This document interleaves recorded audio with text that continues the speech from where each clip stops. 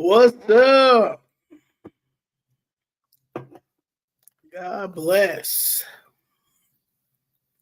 Hope all is well.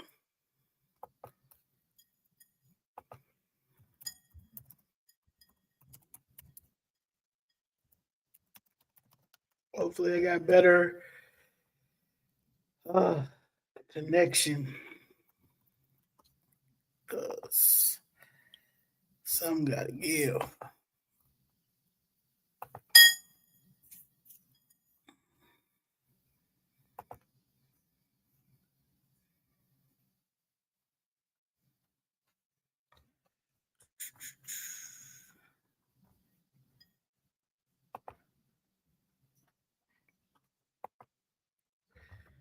Something got to give.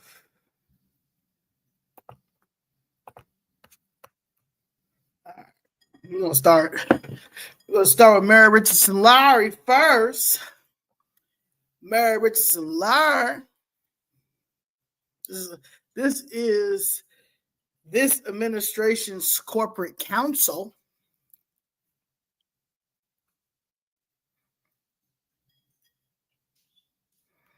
What's up, Malik?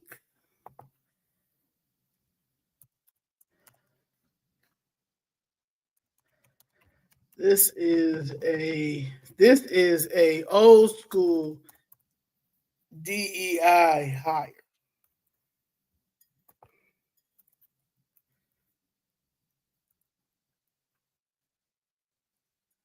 A old DEI hire. She been around for a long time, doing absolutely nothing.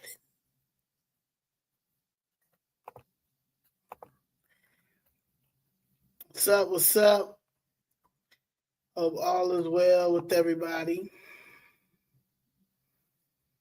Yes.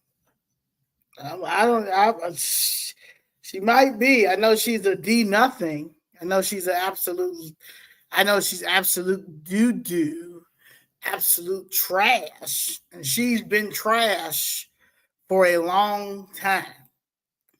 And I don't know if she's corrupt or if she's dumb. But either way,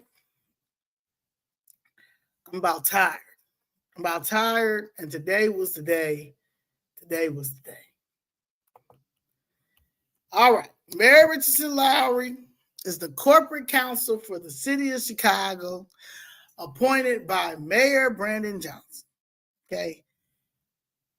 This role makes her the city's top attorney, leading the law department and providing legal counsel and representation to the city's departments, boards, and city council.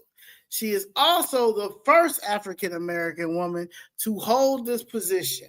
And hopefully she'll be the last African-American woman to hold this position, because she is absolutely terrible. Terrible. Prior to this appointment, Mary Richardson Lowry's career included serving as a partner at Mayor Brown LLC, general counsel at Illawea, a privately held company, chair of the Chicago Community Trust, and commissioner of buildings for the city of Chicago. She also previously worked as an attorney in the city of Chicago's law department. She was also the school board president under former Mayor Richard Daley. Brandon Johnson, the disgraced worst mayor of all time, is the 57th and current mayor of Chicago. Have taken office in May 2023.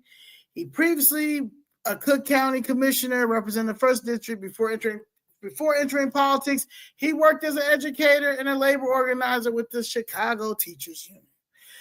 The relationship between Mary Richardson Lowry and Brandon Johnson is professional, with Mary Richardson Lowry serving in a key legal position within his administration. Mayor Johnson expressed his appreciation for her expertise and looks forward to working with her to advance his administration's commitments to ethics, accountability, and transparency. June 1st, he appointed Mary Richardson Lowry, to serve as his corporation counsel. He was very proud to announce that she would be his corporate counsel, and he says that she brings to this role from her accomplished legal career. We're going to get into it, she also says that she's honored to serve as the City of Chicago's corporate counsel and looks forward to working with Johnson's administration as well as the city's many departments, boards, and city council to pursue ethical, equitable city government that is responsible in its use of taxpayers' dollars and transparent to the public. I'm going to say it again. This is from her words. This is from Mary Richardson Lowry. This is what she says. I'm honored to serve as the City of Chicago's corporate counsel and look forward to working with the Johnson administration as well as the city's many departments, boards, and city council to pursue an ethical, equitable city government that is responsible in its use of taxpayer dollars and transparent to the public. Have begun my career at the City of Chicago's Law Department. I'm humbled for the opportunity to serve in this capacity. Mary Richardson Lowry brings to the role an extensive legal background, including serving former partner of Mayer Brown LLC, former general counsel, probably held at that word. I think it's Ilewa, whatever. A former chair of Chicago's Community Trust, former buildings commissioner, and various legal leadership and management roles within the City of Chicago. This role also marks a return to the City of Chicago for Richardson Lowry, who spent her formative career years as an attorney in the law department for the City of Chicago. Mary Richardson Lowry holds a Juris Doctor degree from Texas Southern University and a bachelor's degree in both international relations and speech communications from San Francisco University. All right.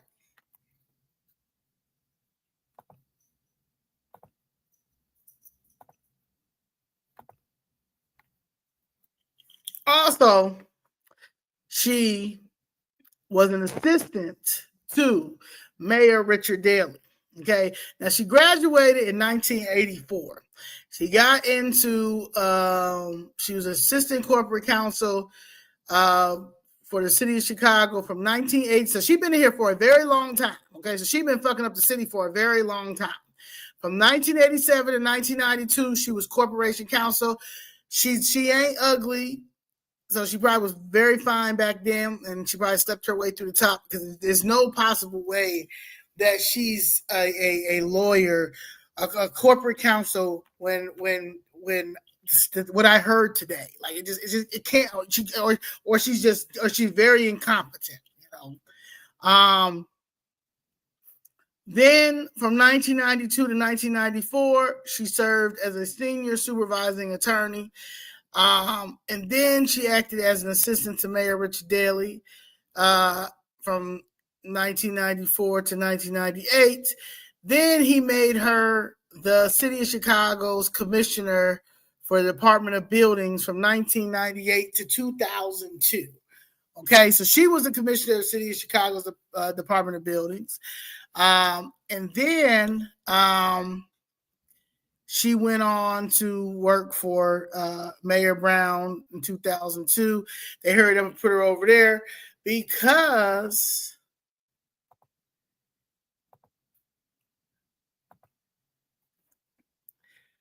I don't know if you guys remember this, but in March of 2002, Chicago Building Department investigating scaffold collapse that killed 3 people Investigators worked Sunday to determine why scaffolding outside the John Hancock Center plunged more than 40 floors to the ground during a windstorm, killing 3 women in cars. Investigators worked Sunday to determine why scaffolding outside the John Hancock Center plunged more than 40 floors to the ground during a windstorm, killing 3 women in cars. Broken glass still littered the streets around the 100-story Hancock building, the city's 3rd tallest building, where anchors the north end of the city's busy Michigan Avenue shopping district. The scaffolding platforms crashed to the ground Saturday as a storm whipped the area with wind that the National Weather Service said gusted to 60 miles per hour. City Building Commissioner Mary Richardson Lowry said the scaffold was owned by Beach Systems Incorporated of Scotia, New York, not too far from where I'm from.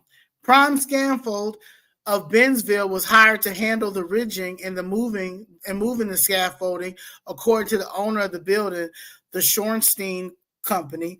Richardson Lowry said it was unclear whether the scaffolding was being operated Saturday. The city prohibits people from working on scaffolding winds over 35 miles per hour, she said. Prime Scaffold said it was investigating. No one answered the phone Sunday, of course. Shorenstein issued a statement saying it was shocked and saddened by the tragic accident.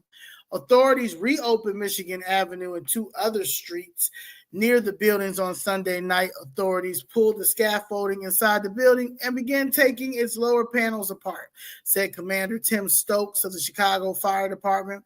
Crews worked to board up dozens of windows, shattered as the platform blew against the glass, and all 66 windows were damaged. City buildings officials said that they wanted to know whether the 2 scaffolding systems, which had been left in place almost halfway up the building, was properly secured at the time of the accident. A city ordinance requires scaffolding systems to be locked in position when not in use. Richardson Lowry said she did not know how it or if the scaffolding was secured. All we know right now is where it ended up, Richardson Lowry said. Those killed by the falling debris were identified as Nanetta Cameron, 39 of Chicago, Melissa Cook, 29 of Chicago, and Jill Slinsky Nelson, 27 of I think she was from Kansas. The Cook County Medical Examiner's Office said Cook and Sempleniski Nelson were cousins on their way downtown to go shopping before celebrating Cook's 30th birthday. Their mothers were in the car with them when the scaffold fell. Okay. And then there was a woman in her 50s was in critical condition, where 4 others have been treated and released. A 53-year-old man was treated to minor injuries and released from Grant Hospital. Now, that was March 11th when this happened. March 12th of 2002, Building Commissioners Mary Richardson Lowry is leaving City Hall for the law firm of Mayer Brown Rowe and Mall, where she will be an equity partner. The move was in the works for a couple of weeks, a department spokeswoman said Tuesday, and was not related to Saturday's accident at the John Hancock Center, where scaffolding plunged more than 40 floors to the ground during a windstorm, killing 3 women. Sewers Commissioner John Roberson will take over buildings chief on March 31st. Mary Richardson Lowry was in charge of the building department since June 1998. Prior to that, she was a project manager in the mayor's office, overseeing programs such as the Blue Bag Recycling Project. Before joining the mayor's office, Ms. Richardson Lowry, who received her law degree from Texas Southern University, was an assistant corporation counsel with the city law department. So it's just a coincidence that after 3 people was killed, after scaffolding was secured, because we know how the buildings department do. The buildings department don't do anything at all, anything. They moved her. That's what they always do. They moved them somewhere else. So this clearly was Daly's boo. Okay, this was Daly's side chick. been assistant since 1984. It's probably his longest side chick you ever. This is the person they say Daley had a black girlfriend, but nobody never they was never with they never seen her all the time. Sometimes we were. This is her right here. So after she done killed, she's responsible for these 3 people that got killed, deaf over here, and they had to figure something out because Chicago do what they do. The city of Chicago is so corrupt, and they gotta keep the machine. Gotta take parts of the machine out, put it over there and stuff. So they moved this part of the machine out and put her over. They told her to go on over to Mayor Brown and Rowe, and we're gonna make you an equity partner over there. So they went and hit her over there until the lawsuit and all that stuff. But then he went and brought her back out in 2010 to be the president of the Chicago Board of Education. So she was the president of the Board of Education. Let me get that together. All right. In 2010, Daley chose Richardson Lowry to serve as Chicago Board of Education president. She replaced Michael Scott Sr., the longtime Daley confidant who committed suicide months earlier. Richard Lowry was a good fit, given her story of having survived gang-infested public schools. I had to walk through gang territories to get to school. I know what that's like. There were challenges in terms of supplies with schools. I know what that's like. But I also know what it's like when people make an investment in public schools, she said on that day. I'm a product of public schools. I know that. When people make the investment, when they have the kind of focus that this mayor does, that's all things are possible by all rights. I should have not have survived some of my early years, and I did. Someone made an investment in me. Richard Lowry's selection to run CPS came just hours before a series of public hearings on plans to close or shake up 14 schools. During her tenure as board president, Chicago Board of Education tackled the worst fiscal crisis since Daley's 1995 school takeover by granting school officials the powers to raise class sizes up to 35 students for the next 2 years. During a dramatic emergency meeting, board members also blocked any chance of a teacher strike over pay by indicating they expected to honor the 4% pay raises promises to teachers in 7 other school unions, an increased value of $135 million. At the same time, the board agreed to give then school CEO Ron Huberman the authority to take out a line of credit up to $800 million. The short-term bridge was needed to cover more than $400 million in late state aid payments and pump up a reserve fund that would soon dwindle to the equivalent of 1 week's operating costs. Facing a packed chamber, 7 school board members unanimously approved every emergency measure brought before them to help plug an estimated $427 million deficit. Richardson Lowry called the moment extraordinary.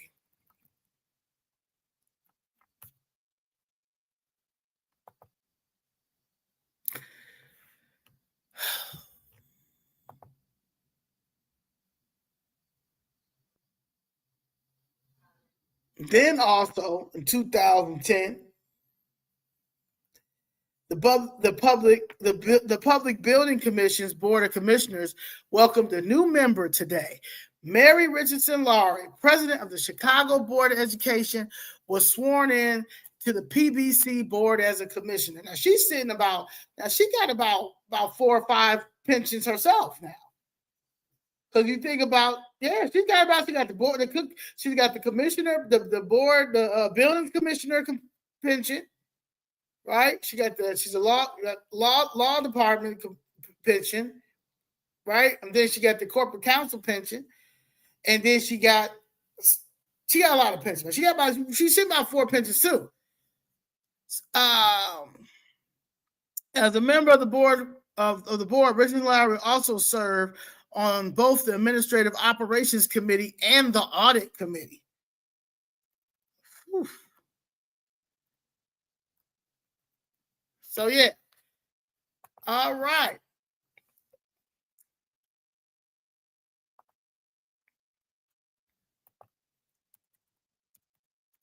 Be right with you.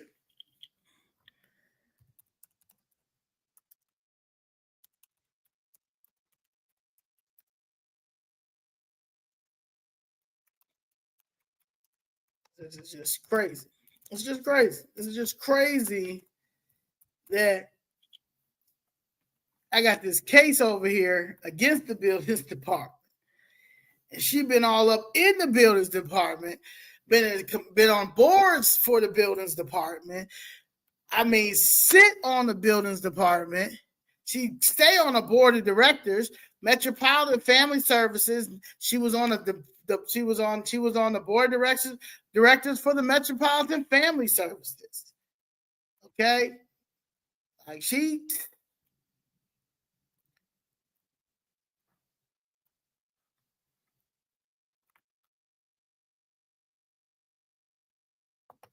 Now, Corporation Counsel, Mayor Richardson Lowry fired back 2 weeks after Deborah Whitberg, that's our Inspector General, accused Mayor Brandon Johnson and his predecessor, Lori Lightfoot, of withholding documents, selectively enforcing subpoenas, and demanding to have the law department sit in on interviews that risk embarrassment to the mayor. Okay? Now,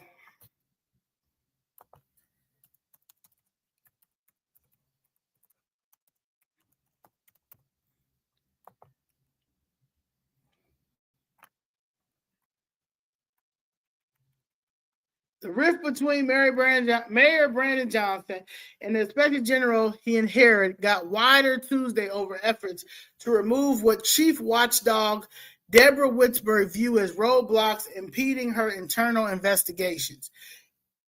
Corporate Counsel Mary Richardson Lowry fired back 2 weeks after Whitberg accused Johnson and his predecessor, Lori Lightfoot, of withholding documents, selectively enforcing subpoenas, and demanding to have the law department sit in on interviews that risk embarrassment to the mayor. It happened after Richardson Lowry was asked to explain why she and Johnson are holding up an ordinance introduced by Alderman Matt Martin. And by the way, this ordinance passed today. The mayor's hand-picked ethics committee chairman. The proposal is a tailor-made to remove the investigative impediments Whitberg cited by implementing every change she asked the city council to make. No longer would the law department be free to invoke attorney-client privileges or pick and choose which subpoenas from the Inspector General are complied with. There would be no room for where we at? No room for discretion concerning IG subpoenas, just as there isn't with subpoenas issued by the Civilian Office of Police Accountability. And the mayor's lawyers could no longer intimidate witnesses in cases involving employees of the mayor's office by demanding to sit in on their interviews with the Inspector General's office. Mayor Richardson Lowry argued Mar's ordinance is inconsistent with the state law and the municipal code. It also violates the Illinois Supreme Court decision and removes 30 years of guardrails that have provided protections afforded every city worker. It also undermines a fundamental principle for city attorneys who are public servants and not political animals. Requests for subpoenas are analyzed to determine whether evidentiary standards are met. The Corporation Counsel said when the Inspector General's request does not meet that standard, it gets sent back to the department for more evidence by attorneys with license to protect. Just because the Inspector General advances an item for our review of prosecution doesn't mean the request should be granted without legal analysis.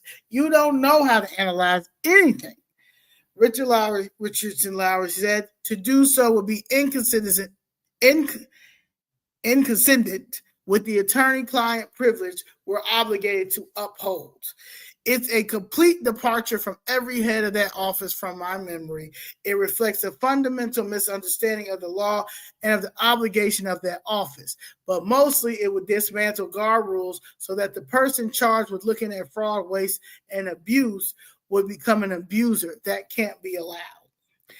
If that comes over, and that means if there's a person that would be prosecuted inappropriately, we can't do that. Witzberg stood her ground. She said she has been working to remove impediments to her internal investigations for years and raised the issue with Johnson's transition team in her first meeting with Richardson Lowry. Witzberg agreed she was requesting a trailblazing change, but only because none of us is here to do our jobs the same way our predecessors did them.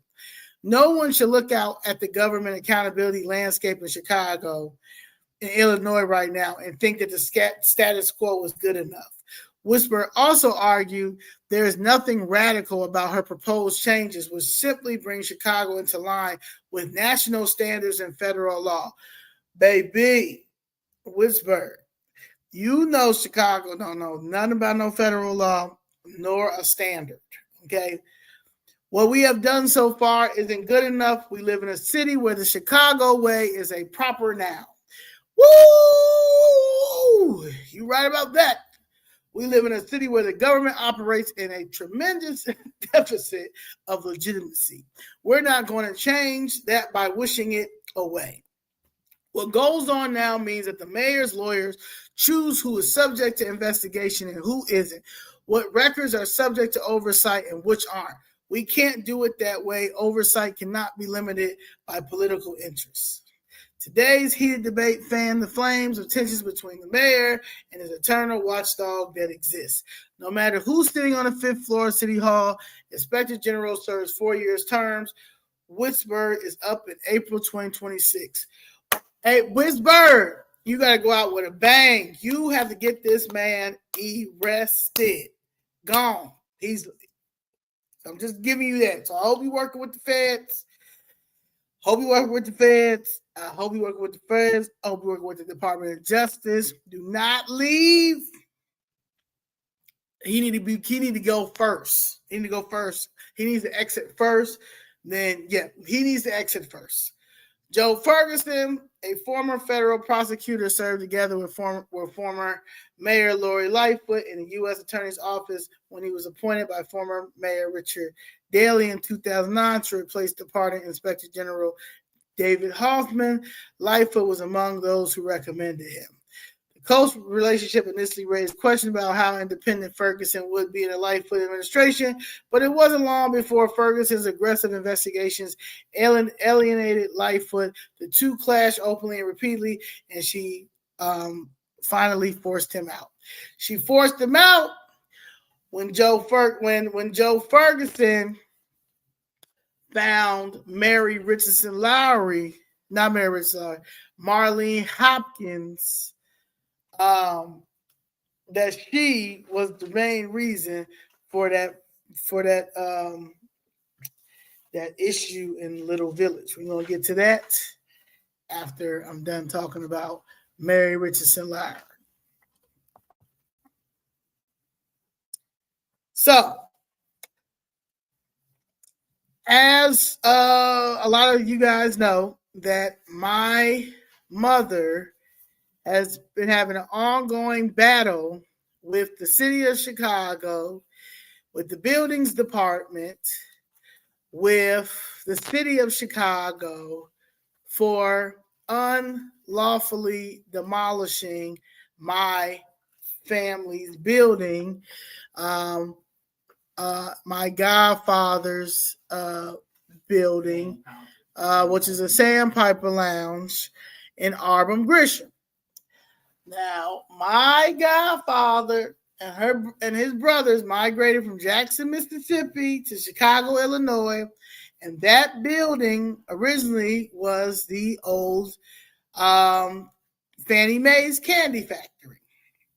When they got the building, they got a trust, and the city did not know about the trust. And it was paid off. The building was paid off in the early 90s, and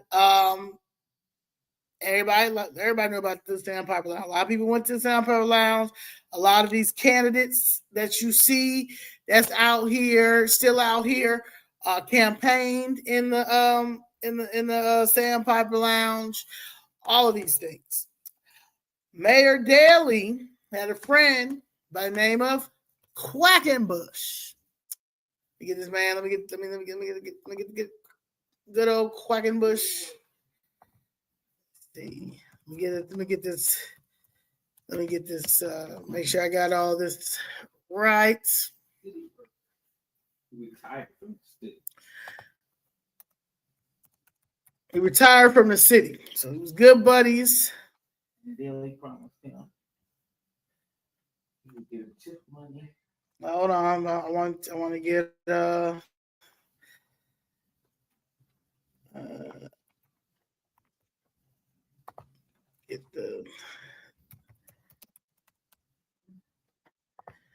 make sure. Yeah.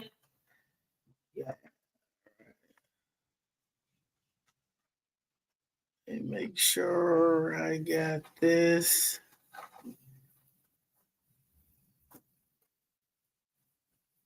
I want to get who he is.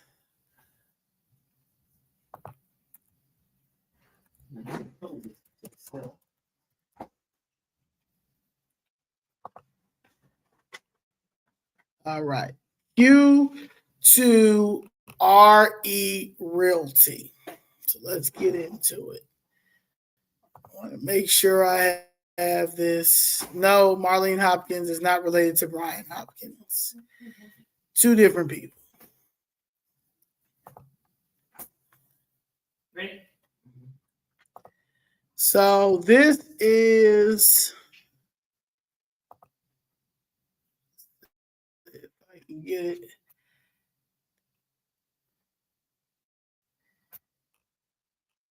So this is Q2RE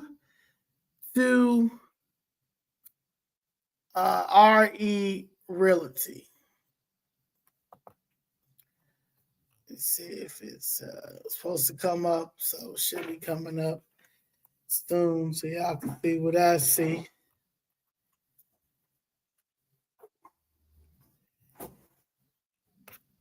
Oh, maybe I'm not.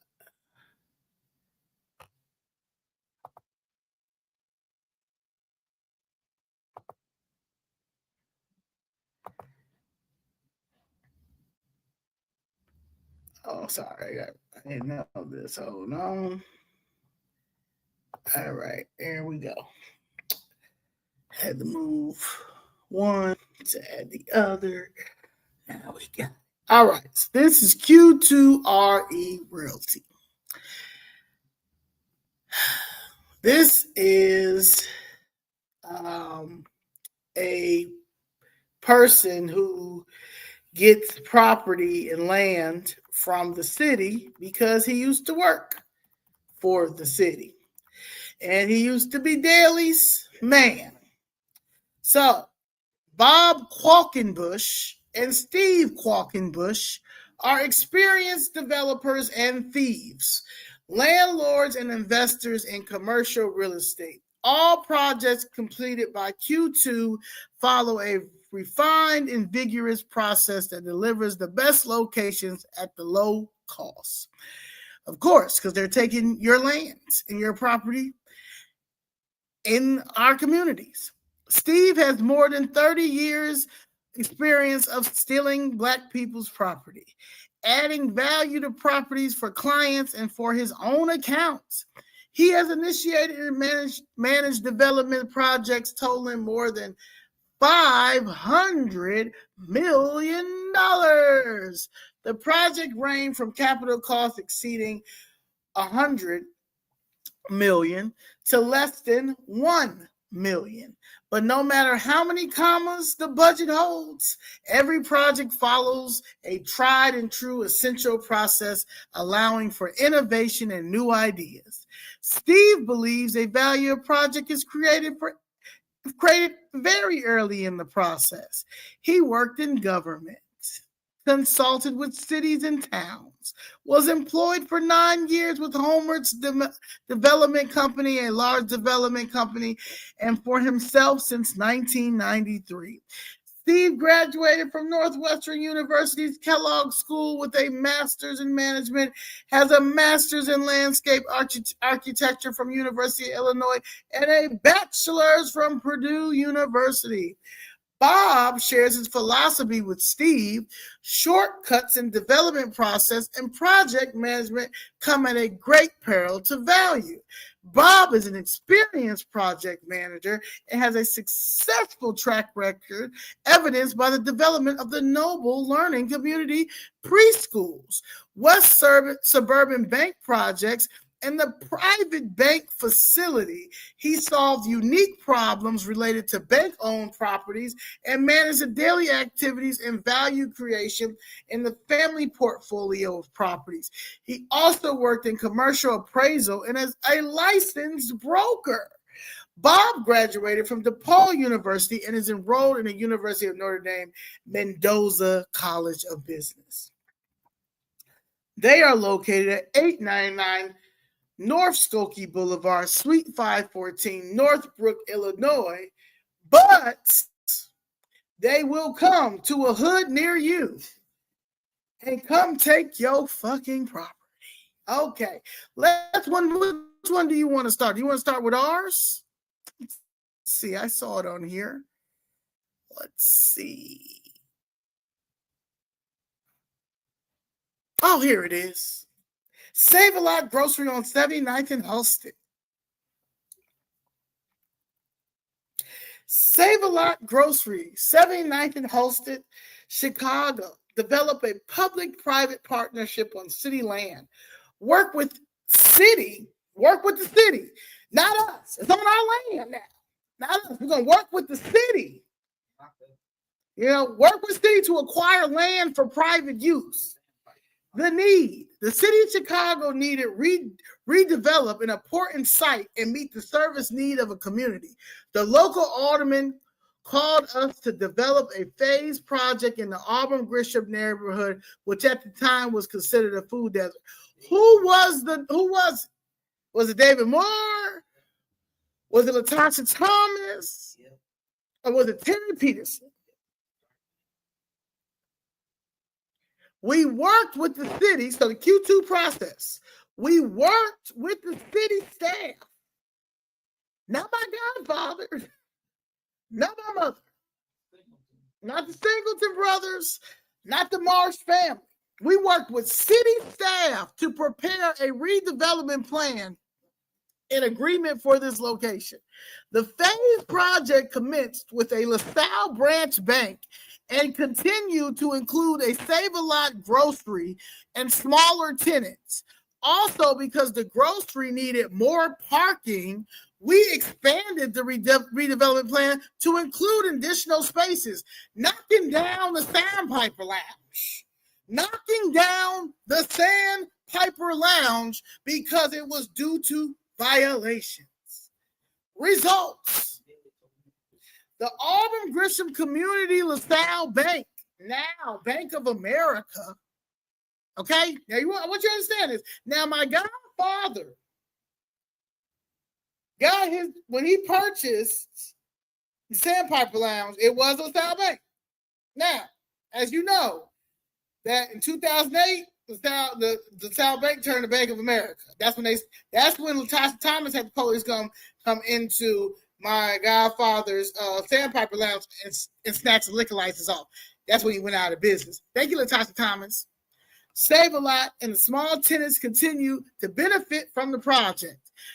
The community has a healthy Save-A-Lot, y'all, has a healthy choice grocery and good jobs. And the tenants have successful stores. We established a working relationship with Save-A-Lot and LaSalle Bank during this project and became preferred developers for both companies.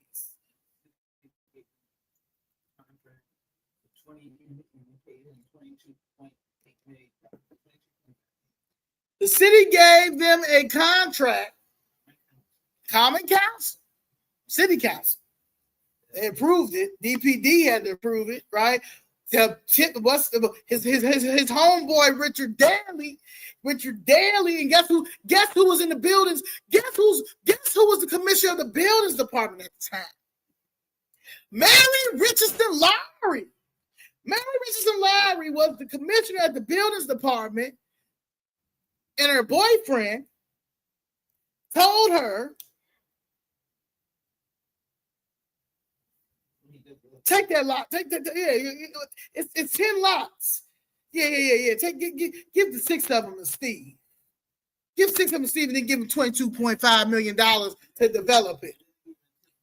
Yeah, give him 22.5 million, and then give him as much TIF money as he wants. Okay, I got you. I'll do that. I'll do that for you. Black woman, the first African American corporate counsel. I'm just talking about Mary Richardson Lowry right now, though.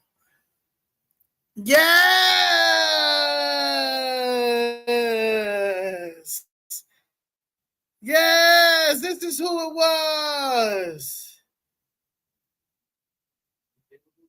She was the buildings commissioner at the time that they took 6 of the lots. They took 6 of the lots and gave it to, let's see, they give it to again. I just want to put these great men that up here.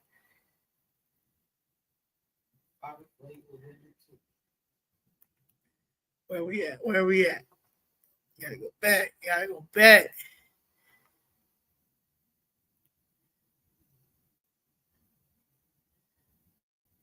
Look at that. That's ours, y'all. Let me see. I gotta see if I can get a little.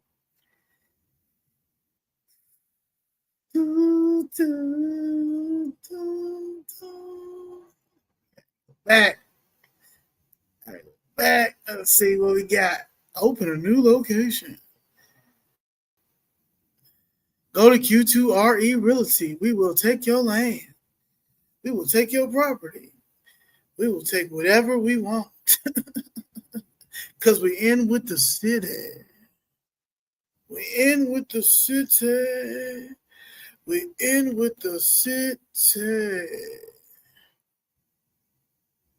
Hold on, y'all. Hold on. I gotta go back. I gotta go back to my homeboys. We were doing good earlier.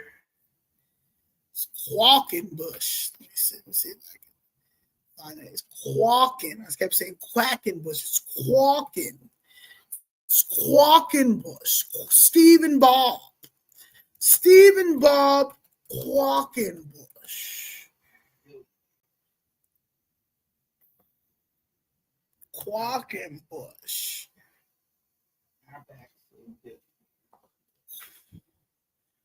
Yes.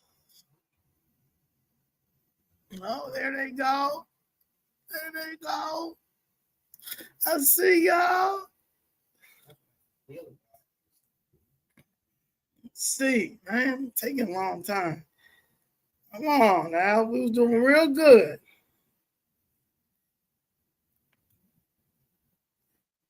There they go. I gotta save them. Let me save them as an image, so I can always remember. So I can go back to them every time. You have a picture of them? Well, yes, I do. Yes, I do. Put it right next. Let me put it right next to Mary Richardson Lowry.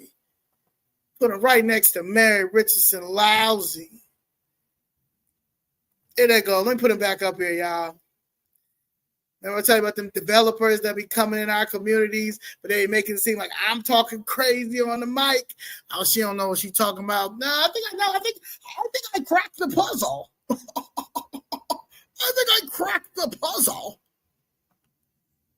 think I know what I'm talking about. I think I've been knowing what I'm talking about for a minute.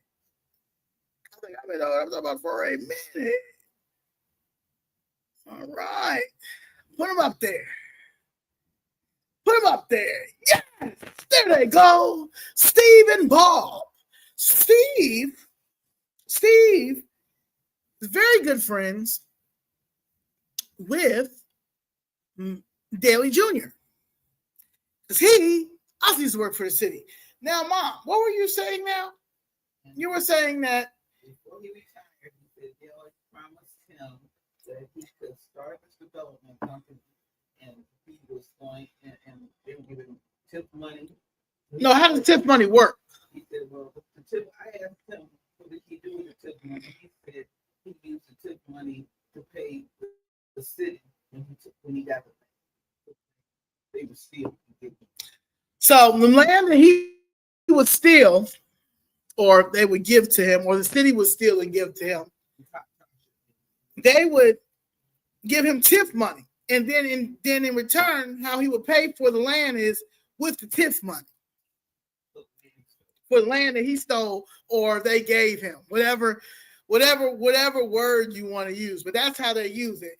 So that's how it works. So he would buy, he would leave, and he said this. He said this. He told Leroy and my mom this. My goddaddy and my mom this. Yes, he was retired by that time. He didn't care, right? Right, and who won? And at this time, nobody's not. We're stupid. We're dumb. We're not gonna. Nobody's gonna believe it. All that stuff. Right? And then why does it matter? Why does it matter? Because when you got your girlfriend working in the building, she's a commissioner. You made her the commissioner of the buildings department until the scaffolding fell and killed 3 people. Then he had to remove her and put her over in Mayor Brown, whatever, and then brought her over there and went to go fuck up the school system even more, much more than what it is. And then now they brought her back. And the only reason why they brought her back was because my mother refiled this lawsuit against him. My mother been trying to file this. My mother been filing this lawsuit for a minute, okay? Because I want to show you something that now that I have an audience and now people maybe can understand more why my fight is the way it is.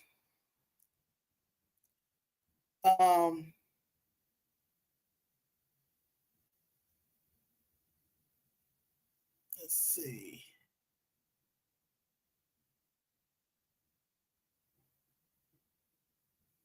Man, it's so crazy because this is like real life. This is who y'all be voting in. But see, this is the machine. This is how the machine works. They had to go get her because she knows about this case. She knows she's one of the people that's responsible for this case. Marlene Hopkins is one of the people that's responsible for this case. And they know what they did was wrong. They know what they did. No, they care, because if they didn't care, Mom talking, I'm doing this. If they care, that's why they had to go back and get her. Because this now because they don't have anything. They have no evidence. They have nothing. They knocked this down in 2000. They finished the rest of it. They finished it off because they had already promised. Hold on, I gotta get this. They had already promised the rest of this because Father Flager bitch ass is in on it too now. So they've already promised all of this to Quackenbush and y'all favorite priest over there, Father Flager, which y'all call him the savior of Auburn Grisham. Y'all black priest or whatever y'all call him. Hold on. Yeah, we coming to right now. Hold on. Let me forward this.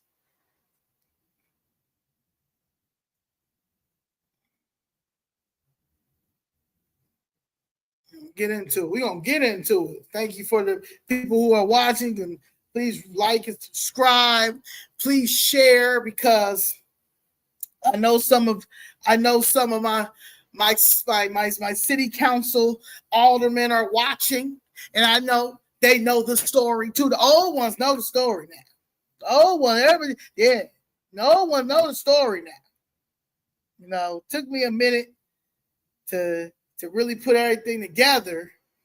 Because, you know, I like to research. You gotta do your research. If you don't do your research, then they'll sit here and try. Oh, and by the way, fighting this whole thing, when this was first happening, you know, when I was outside, when I was standing outside, trying to, you know, get some help and get this stuff together. Hold on, now I always have it. Now I'm trying to find it now because I got to show you because this is. Hold on. Thank you for the wait. Oh, do not. All right.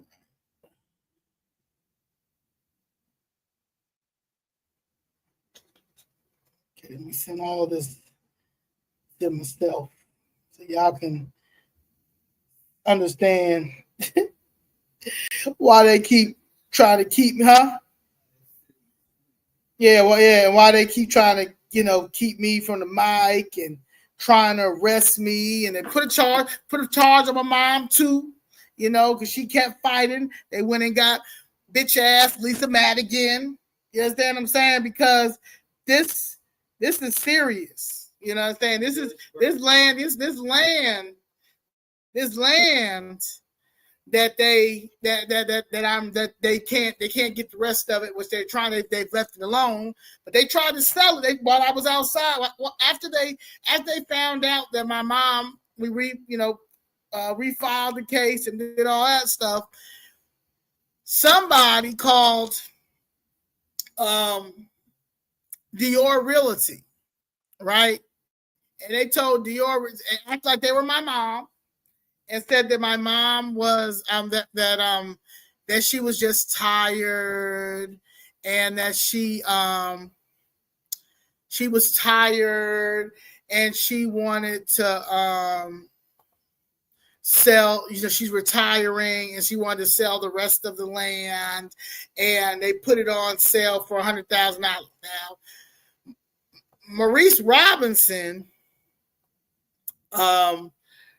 Brandon Johnson's right-hand man, he is the one who told me, because he said, well, you know, you going through all this. Why you acting like this, and you going through all this when your mother is putting the land on for sale? I said, what are you talking about? And he said, yeah. He said, it's on sale right now. You know, you called, your mom called Dior Realty. So he gave me the information. I called the lady. The lady was like, somebody called acting like they were my mom, but they said that the person who reached out to her was from somebody from the city.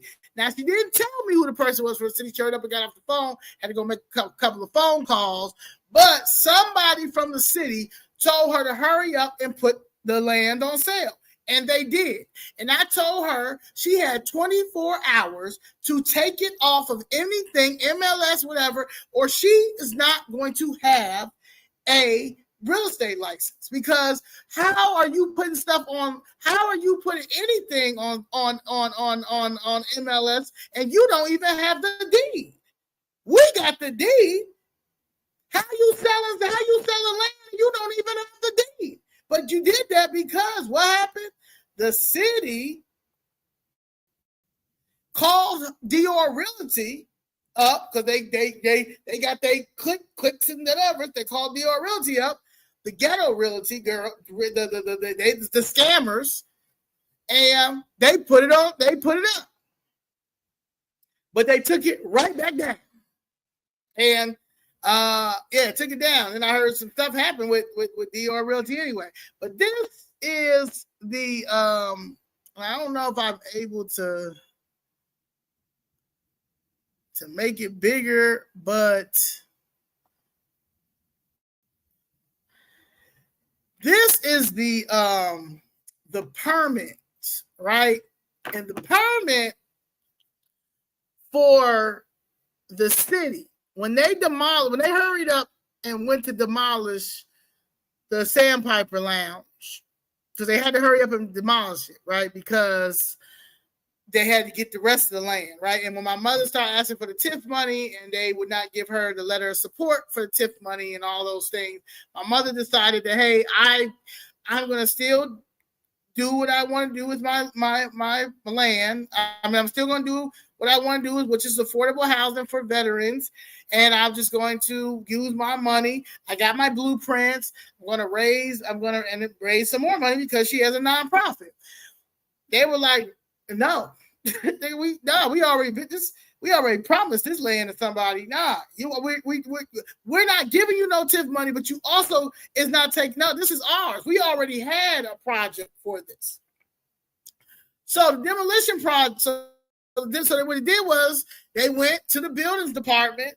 At that time, she was gone, Mary Richardson Lowry, but Marlene Hopkins was in there. She was the deputy assistant commissioner. She was the underneath. She wasn't a commissioner yet. So the permit says wrecking demolition. The estimated cost was $1. The app number is 100730643. The application date and permit issue was October 11, 2017. The applicant and owner information says the city of Chicago, but they spelled Chicago wrong. But the city of Chicago address 121 North LaSalle Street and put their phone number. Type rec, the name of the company, Delta Demolition. There it was license status active. Put the license number and it expired 12/31/2017. So they knocked it down 12/11/2017. And the permit minimum fee $500. Right. So the permit was $500. So they hurried up and made this real quick. They hurried up and made up a permit, right? Because they had to show something because they didn't go to court. They didn't go to court. Let me go back to her. Oh yeah, so they didn't go to court. So, my mother, when the electrician that was working on the building called my mom and said, Miss Marsh, they knocked the building down. My mother went and got a police report. Up the street, there's a police station like 2 blocks away from Sandpiper Lounge or 79th and Halsted. She got the police report, and then I want to see if I can do it. Let me see. This will be the first time I did this. So let me see if I can do this, guys. So be patient with me. I'm learning how to do this stuff. All right.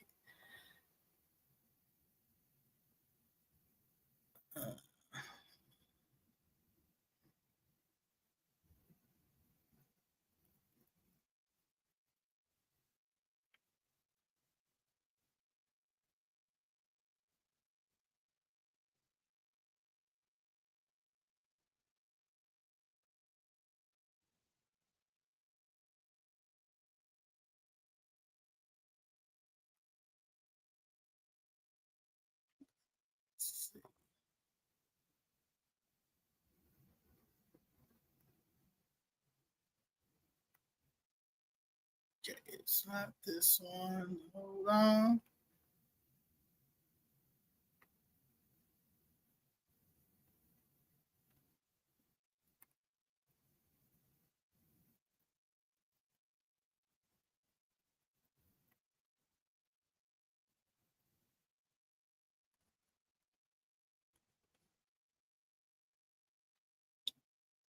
Maybe it's this.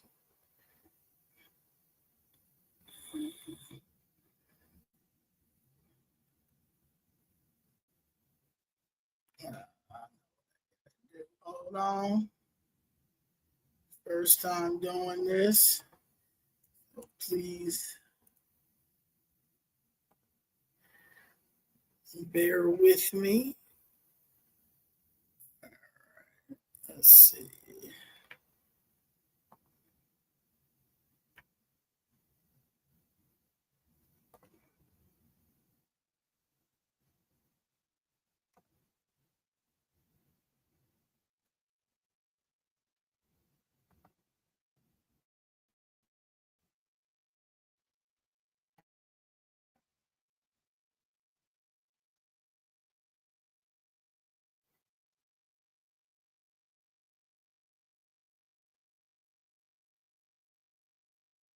You make sure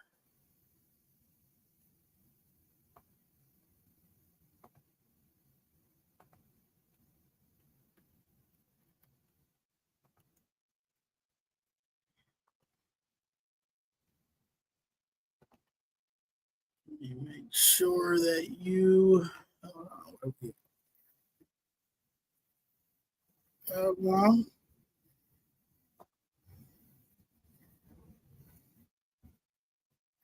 Move one. All right. Okay, we got to add one.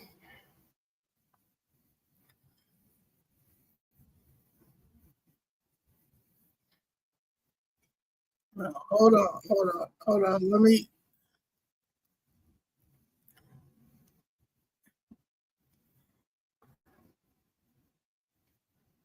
Okay, before I start this voicemail,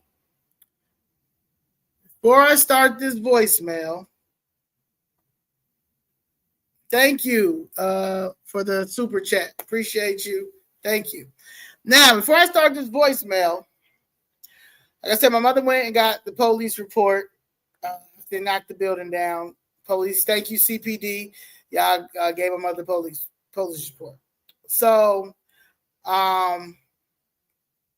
she tried to get an attorney. You know, as you know how the city works here. You know, everybody corrupt, all this stuff. She finally reached out to somebody from the city of Chicago law department.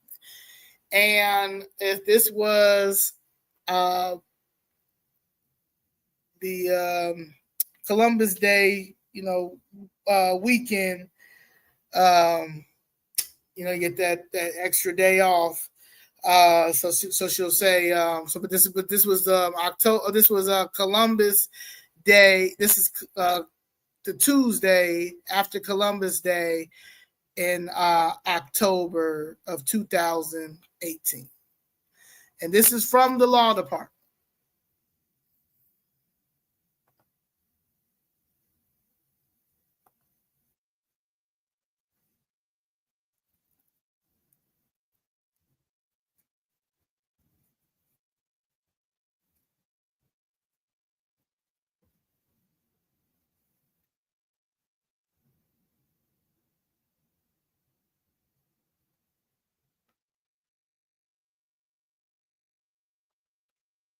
Come on.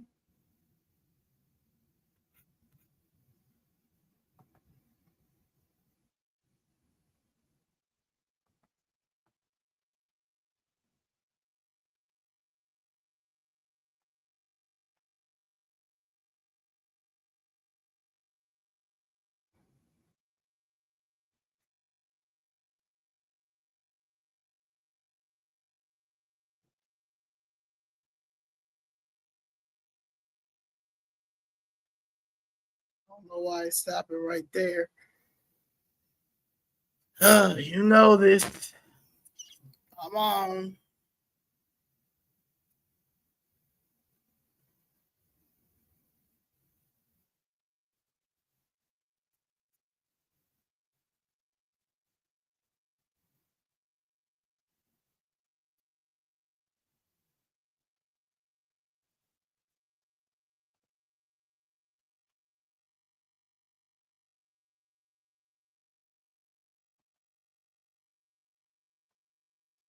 They'll be gone. Follow law department. I understand you were trying to get through on over the long weekend.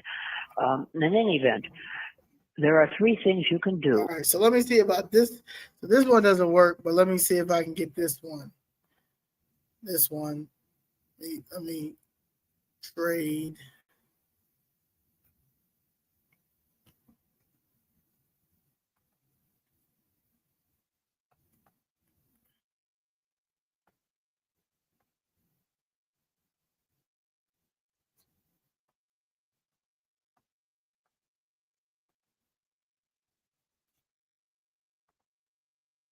Make sure I got the right one. Just making sure. Hold on.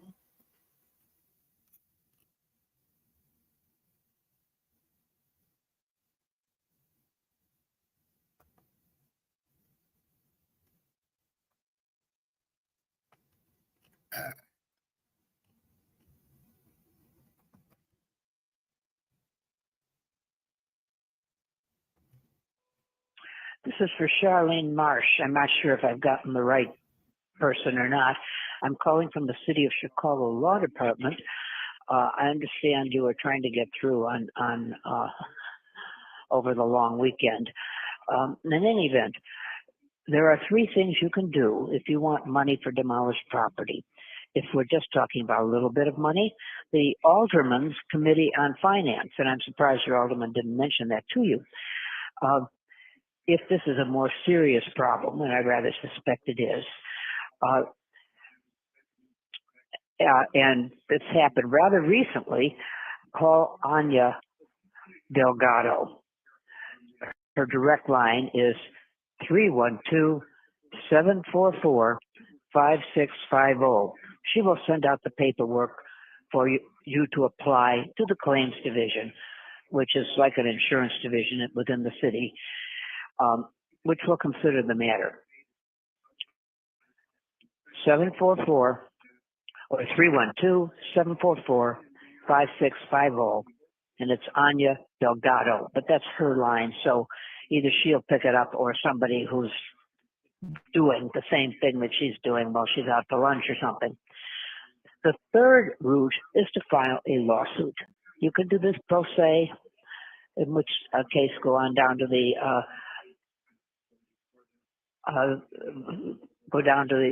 to the county building or the Daly Center up on the 6th floor or the 8th floor, depending on how much money you're interested in, and file a lawsuit. Better yet, your attorney, because if you're running this kind of an operation, you've probably got an attorney, and that attorney can tell you what your prospects are. Anyway, that's the information. Committee on Finance, calling Anya Delgado, or filing a lawsuit, and you do that by going to the Daly Center and asking them how to proceed. There are people there that would help you. Now, my mother went and filed. Let me see.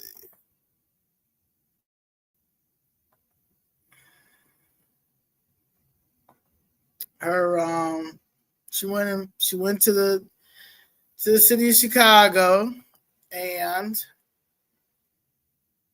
she turned in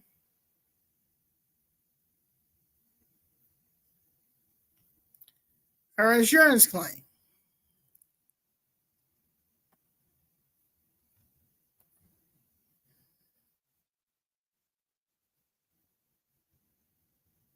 It's the insurance claim.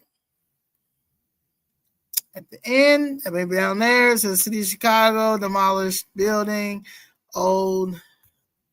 Let's see. I gotta put mine a little bit. City of Chicago, demolished building owned by nonprofit, Notre Dame Affordable Housing. Which city and era thought belonged to the city? 7954, 7958 South Halsted, and 808 West 810th 80th Street, December 11th, 2017. Just general liability property damage claim. Bet. Just want you to see that, right?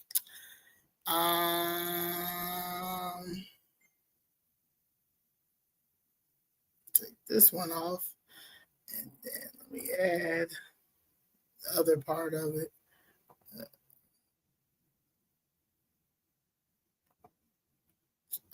Move from studio.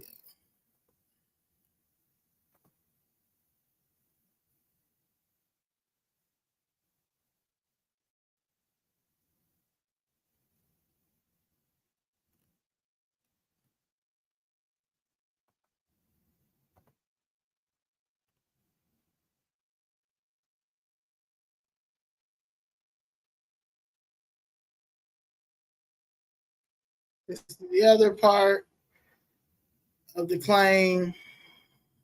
Police report number and City of Chicago. Right? So this was the original that she filed, right? So once she filed those claims, let me go back to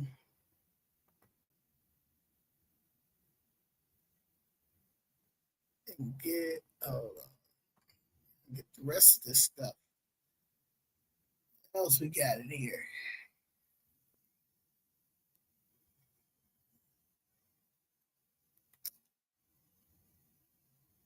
Save this.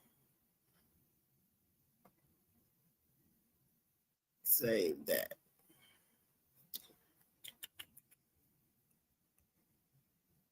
Doo-doo.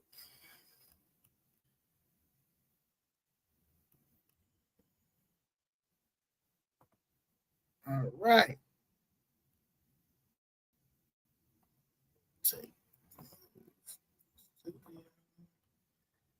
Image file.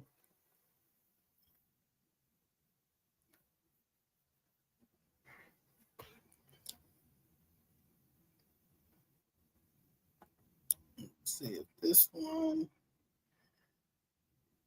is the first one. City of Chicago. Yes. So, October 19th, 2018, we received a letter from the City of Chicago Department of Law City Claims Unit. It says October 19th, 2018, Notre Dame Affordable Housing. Our client, City of Chicago, us, they spelled Notre Dame wrong, but Notre Dame Affordable Housing. Lost date 12/11/2017. Our file number C1-17-501-2970-01. Dear Notre Dame Affordable Housing Incorporated, this letter acknowledges receipt of your claim filed with the City of Chicago and will further serve to advise you that your claim is subject to a 1-year statute of limitations. The statute will expire on the 1-year anniversary of the loss. In the event prior to that date, you fail to resolve or pursue further legal recourse, your ability to do so will forever be lost. Your claim is under investigation and will be in contact with you upon its completion. Sincerely, Dennis Raphael, claim specialist. Now, if they give me, right? All right. You hear that? I'll tell you that's what they said, right? So then we're gonna add the next. Move this.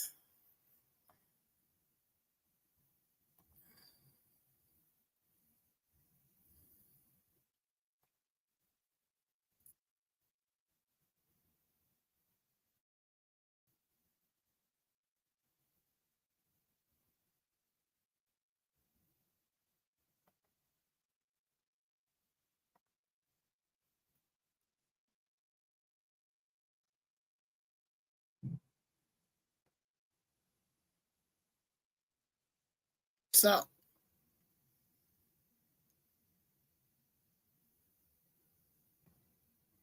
December 3rd, 2018.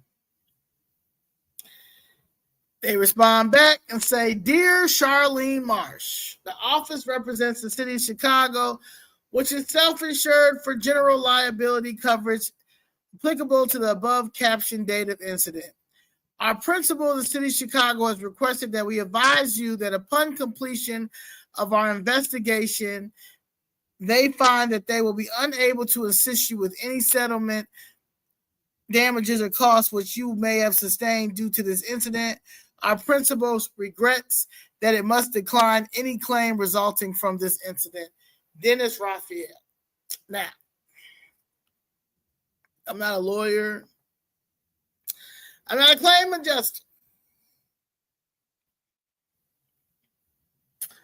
But I'm going to give you two things. Are you ready for the two things? All right. They knocked the building down December 11th, 2017. That voicemail that you heard was in October of 2018. 2 months before December 2018. The first letter I sent, the first letter that I read to you, it said 1 year loss, right? And then they wouldn't be able to do anything. So just say you want to go with that, right? So if you want to go with that, you still got it in that year time. They sent an email, they sent that other letter December 3rd, 2018. So right before December 11th, 2017. They said they wouldn't be able to do it because they told another law firm that was going to take the case that the statute of limitations was up. Now, the statute of limitations was not up because it's 2 year statute of limitations in the state of Illinois. However, the city of Chicago got their own laws. I'm trying to tell you, they got their own laws, do their own thing. So because of that, they thought my mother was supposed to say, okay, all right. So my mother had a friend who was like, oh, you know what? Use our attorneys. They should have no problem. And they were going to take the case. But when they was about to take the case, let me see if I got it in here. So I don't have to look through all my stuff. Where are we at?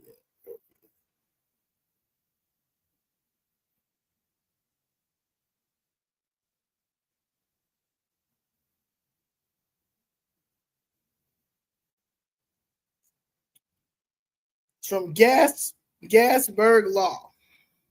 It says, Dear Miss Marsh. Now, this was October 24th, 2018. Matter of fact, let me send this. Let me do this because you already know it's gonna be some people like, well, she showed everything else. Why she ain't show that? Why she ain't show the letter? You right. This, fuckers will try to sit and try to find something wrong with it. All right.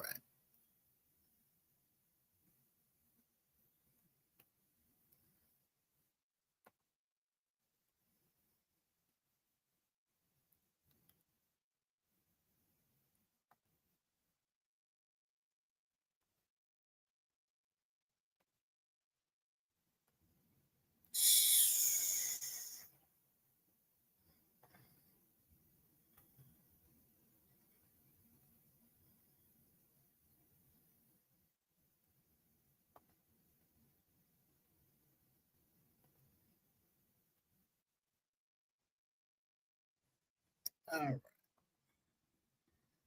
So it says, Dear Ms. Marsh, it's October 24th, 2018. This was hand delivered and it was mailed to us. Charlene Marsh, Notre Dame Affordable Housing Incorporated.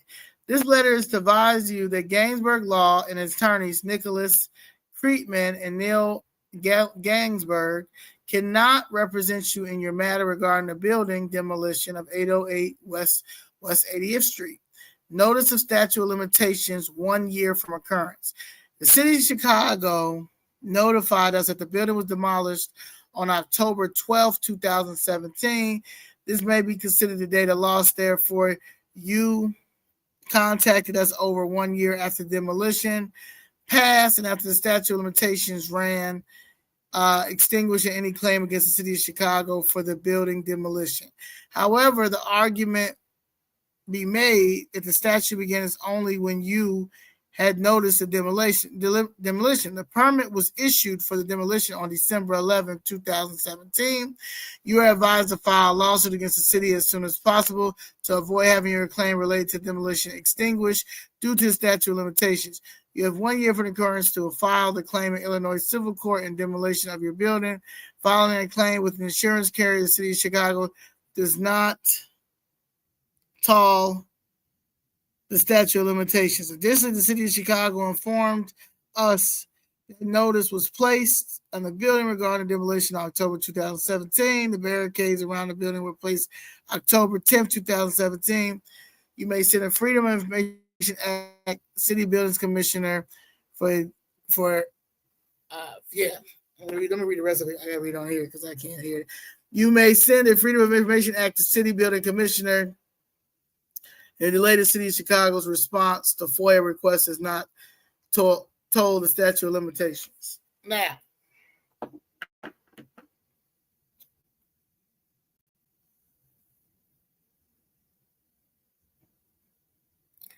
just say that it was October 12th. Why does the demolition permit say December 11th, 2017? That's number one. Number two is, why does it say the city of Chicago owned it? And if you guys weren't stealing that property like y'all usually do, and y'all, because what you guys say is when you talk to, we're going to get to Marlene Hopkins. Matter of fact, let me get to her right now. And then I'll finish the story. Hold on.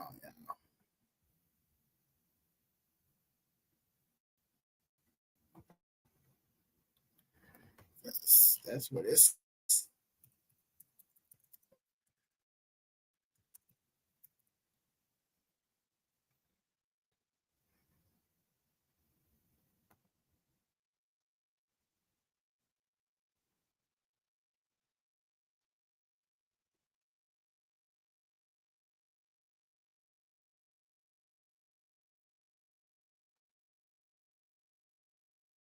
My way, she blocked me the other day too, y'all. And I think Alderman Harris, her page finally blocked me too because they couldn't take it no more. Where we at?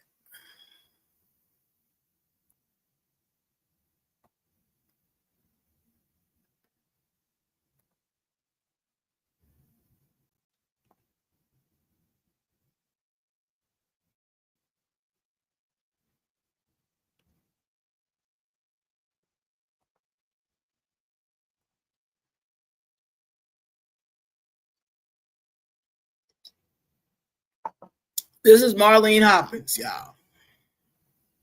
It's Marlene Hopkins.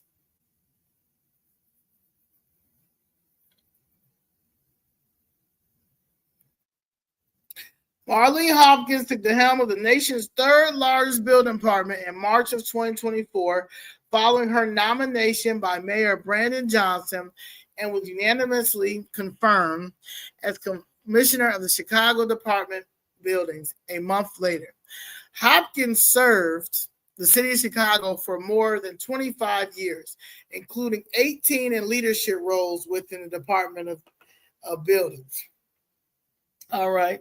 So she's been in there for 25 years, since 2010, right? 2005.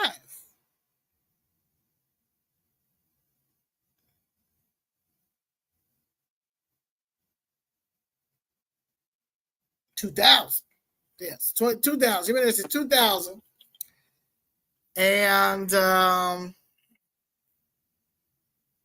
she's been in leadership roles for 18 years, right? Cool.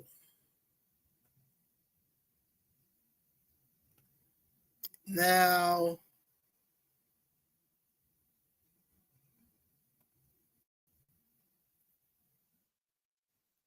let's see something real quick.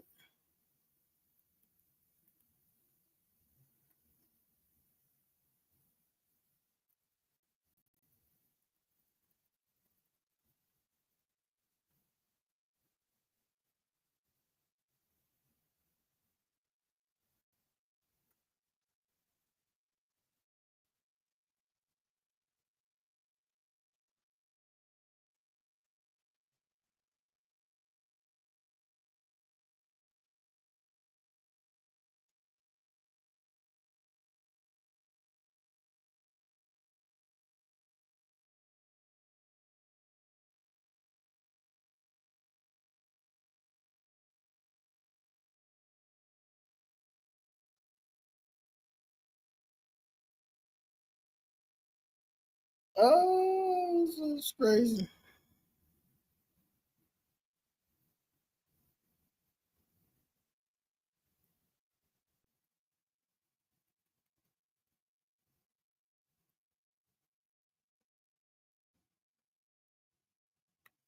Hold on, yeah.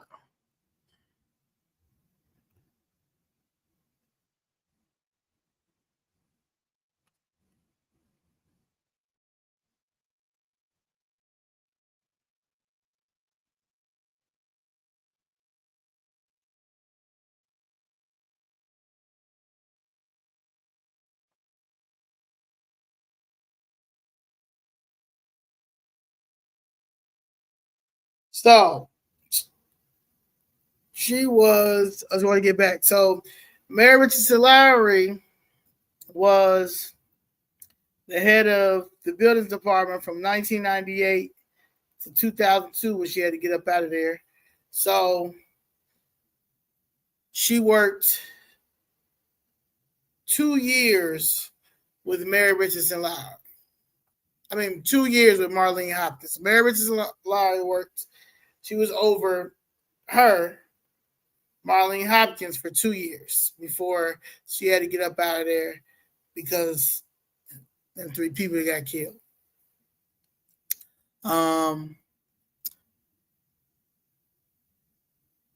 Hopkins have served the city for more than 25 years, including 18 leadership roles with the DOB. Hopkins brings a wealth of experience, a deep commitment to economic development, a passion for community reinvestment. Yes, because all she does is demolish buildings all day. To her new role. During her tenure with DOB, Hopkins has been instrumental in managing the day-to-day operations from the office and in the field. She played a crucial role in the rewrite of the Chicago construction codes, aligning them with the industry standards and developing effective code enforcement strategies to improve the safety and quality life for all Chicagoans. A first Deputy Commissioner, Hopkins has been responsible for insurance compliance with local, state, and federal regulations, managing budgets, and fostering economic development through efficient permit issuance and inspections. Hopkins holds a master's degree in legal studies with a focus in criminal justice from Trinity Law School and a bachelor's degree in organizational leadership from Roosevelt University. She's a lifelong Chicagoan who grew up in Avalon Park. All these incompetent attorneys. Everybody an attorney. Everybody an attorney and don't know nothing.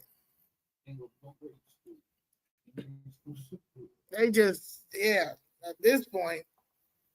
So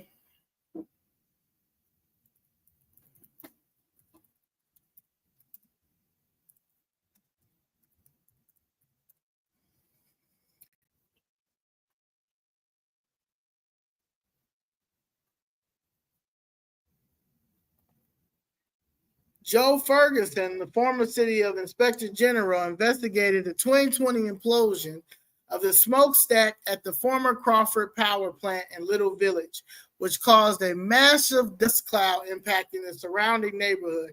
His report recommended disciplinary action against several officials, including Marlene Hopkins, who was then a managing deputy commissioner with the Chicago Department of Buildings and oversaw the demolition. Ferguson found that Hopkins failed to ensure adequate compliance with the regulations regarding demolitions and dust abatement measures. The report was not publicly released by the Lightfoot administration, but was later made public by news outlets. Despite the recommendations for disciplinary action, Hopkins was later nominated by Mayor Brandon Johnson to lead the Department of Buildings and was confirmed since April 2024. The decision drew criticism from Little Village community and environmental groups who argued it rewarded negligence. Hopkins has served the city of Chicago for over 25 years, including 18 years in leadership roles in the buildings department. Now, them people over there are going to have lifelong environmental issues. Many of them are going to have issues with their lungs, breathing in that air, all of those things. But does it matter? No. New city buildings chief was found negligent in the botched Little Village smokestack implosion. As Mayor Brandon Johnson continues to get rid of Lightfoot administration appointees at City Hall, he selected the interim head of the Chicago's department. Let me make sure I put this up here. Hold on, y'all. Y'all to see.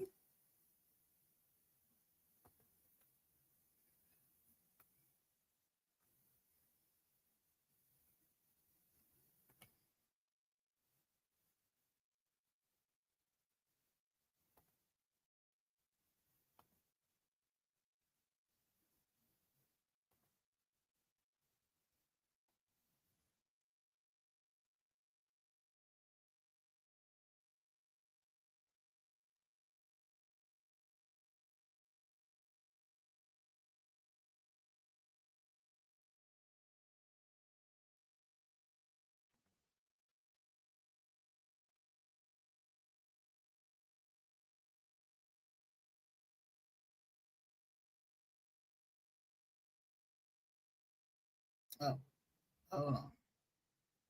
No. Hold on.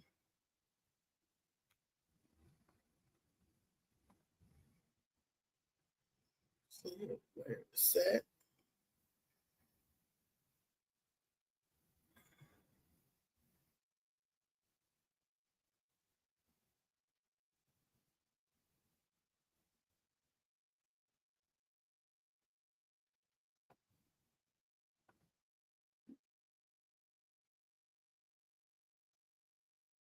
Yeah, where we at?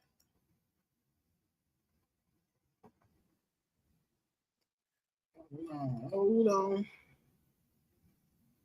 Hold on.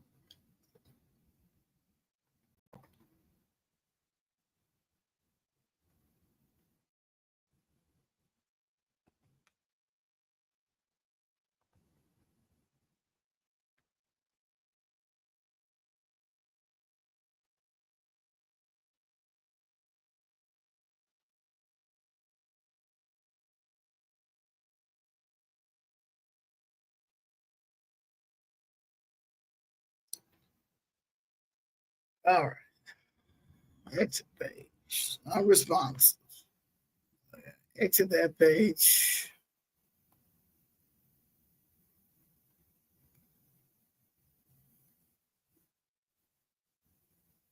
All right. And we back at it. It's getting kind of weird.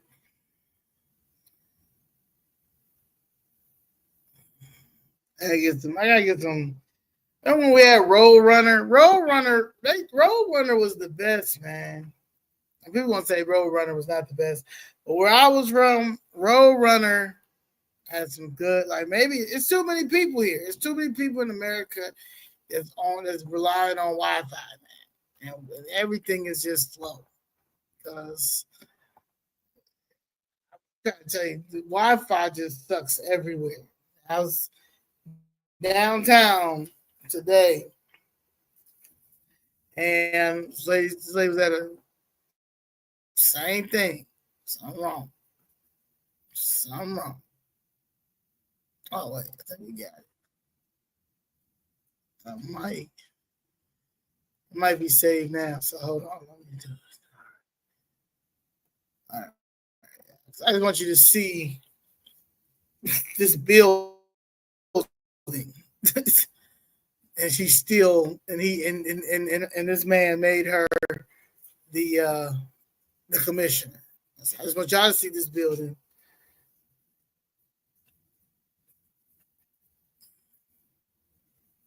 The little village.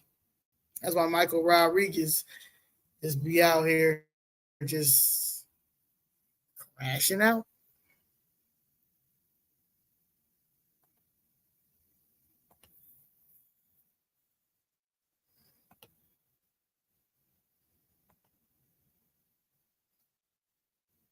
Man, all right.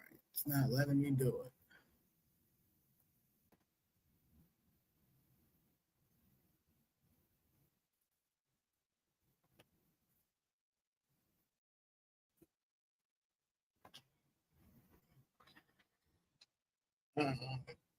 Read it, but hold on. I mean, I gotta get this. I gotta get this picture because, like, if you see this, it's like, come on, man. Like, why are you still there?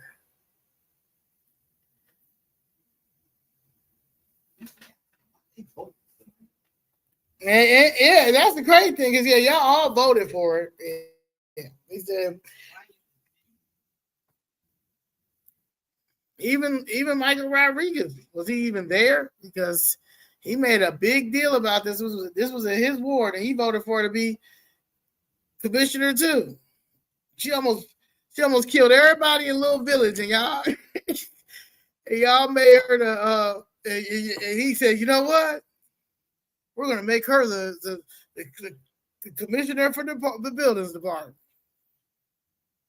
I was like, all right. I guess. That's no problem. This is our leadership, y'all. This is our leadership.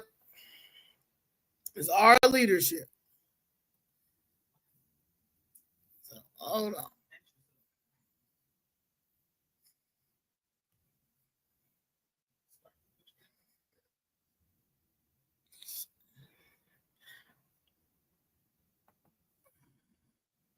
See, this is crazy. This is nuts, y'all. Look at this.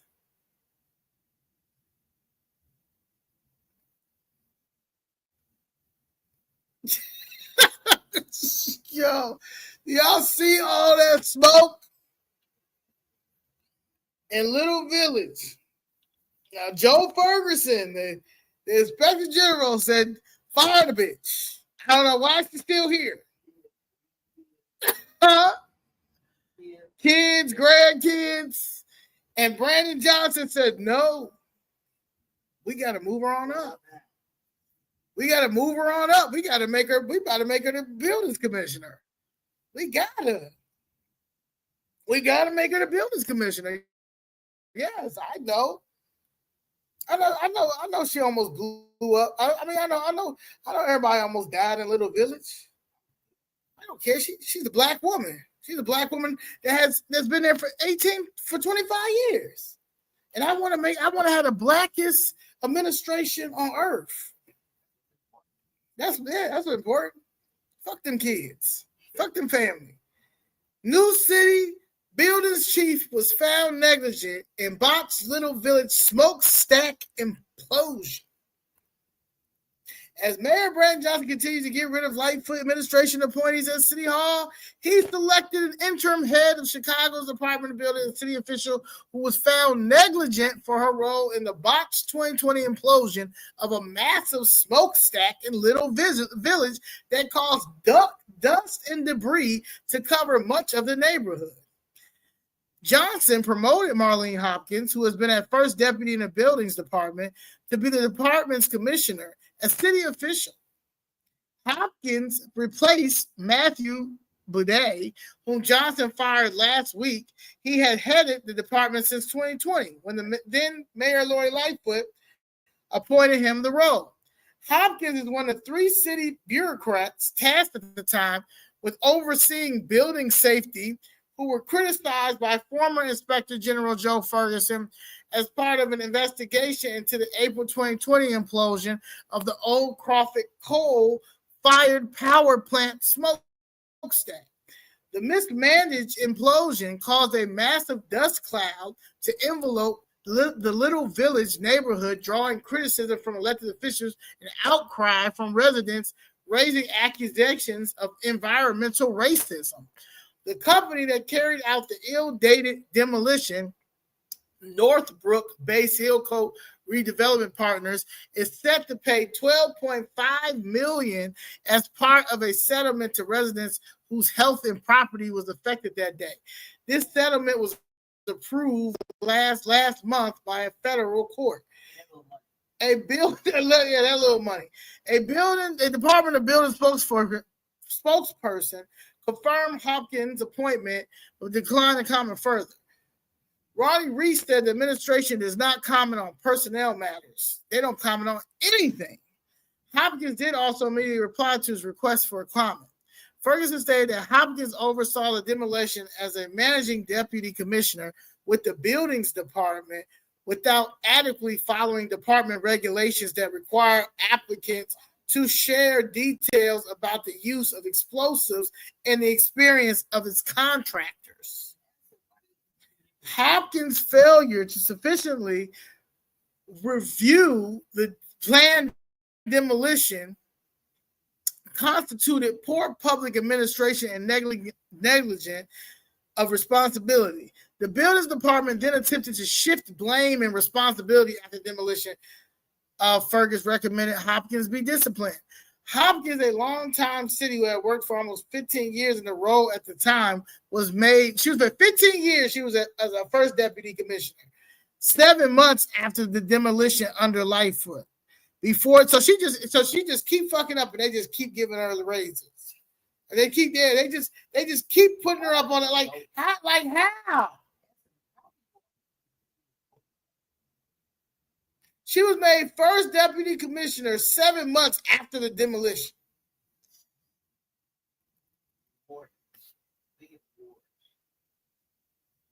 Now, if this ain't a machine, then I don't know what is. Look at all of that. $12.5 million was nothing. But the fact is that this lady right here,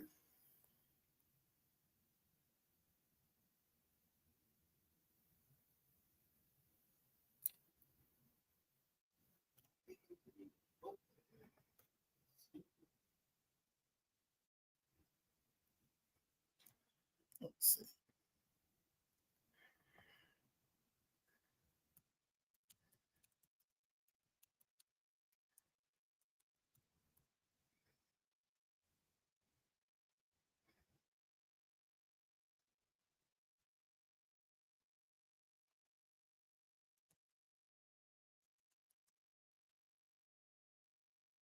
Hold on now.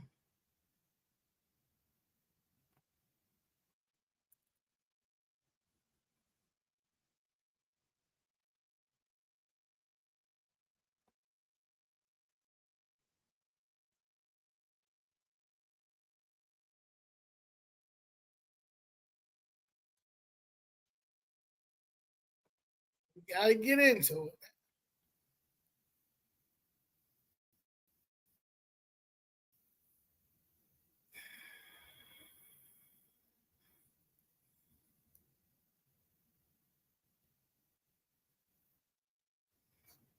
They said this is a strong signal. I don't know. I just contact this thing. If everybody rely on the Wi-Fi in America or in this area, you need to make the Wi-Fi stronger. But you can't make the Wi-Fi stronger because it's regulations. Yeah, you don't have no inspections, and it doesn't matter because if you call the buildings department, like this place, huh? Yeah, look who's running the building department. Look who's running the buildings department. These buildings is run down. This These buildings are run down. Run down. But does it matter? You got corporate counsel who was head of the buildings department, and three people was killed on her watch. And they hurried up moved her away. And then we do another one better. Brandon Johnson was like, Lori Lightfoot just made her deputy commissioner? Hell no. First deputy, she only made her first deputy commissioner. Now I'm gonna do something better than that. I'm gonna make her commissioner. Don't care about Chicago at all. Chicago is going to blow up if y'all keep these people in office. If y'all keep these people in office, y'all ain't gonna have no Chicago. Y'all ain't gonna have no Chicago at all. Because everybody that is in there is incompetent. Like, real talk. This is a problem, y'all. This is a problem. These people is getting paid. These people is getting paid. For real. Taxpaying that we're paying these people.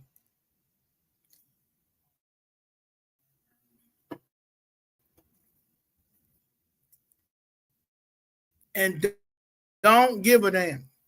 Because all they're going to blame it on is if you black, they're going to ignore black people that's telling them that they messed up the city. Like, how they go down there and ignore me the whole time. Like I'm a nuisance. And then if you white and you tell them you racist, they're going to use a race card on y'all. That's it. And that's how they really doing this.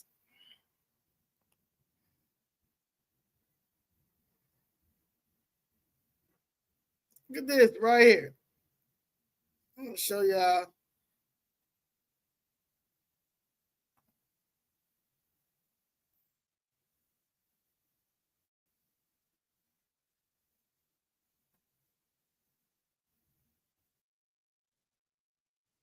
Look at this right here, y'all.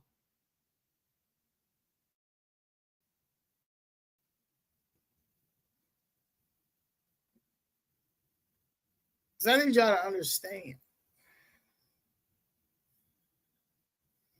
If I have faster internet service, and my stuff will go a lot faster. So when I get this internet service fast, we're going to be on a roll, guys. But thank you all for being patient and y'all watching me. I appreciate it. But look at this administration. This DEI unqualified administration. Mayor Richardson Lowry, Mayor Richardson Lowry, and Marlene Hopkins. These two right here. And then look at this idiot in right here. He was like, yeah, I want you to pose like this. Okay, I'll pose like this. Put your hand in the pocket. Okay, I put my hand in the pocket. Yeah, stand like this. Yeah. Oh, you doing that, man. You doing that, man. Oh, shit. Is that the West Side do it? All right. Like a fucking fool.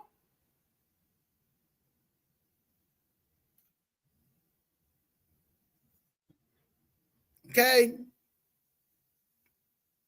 So this is what we're dealing with. We're dealing with incompetent niggas running the city right now. Okay? And running it like niggas. It's embarrassing, man. I ain't never seen nothing like this. How you embarrassing me and my homegirls? This is crazy. How everybody in there? How y'all running the city? Like, this is crazy. But let me get back to my story. So I told so what Marlene Hopkins. So we're dealing with two things with my situation when it comes to the city demolish my property. So they're trying to say that it was knocked down October 12, 2017.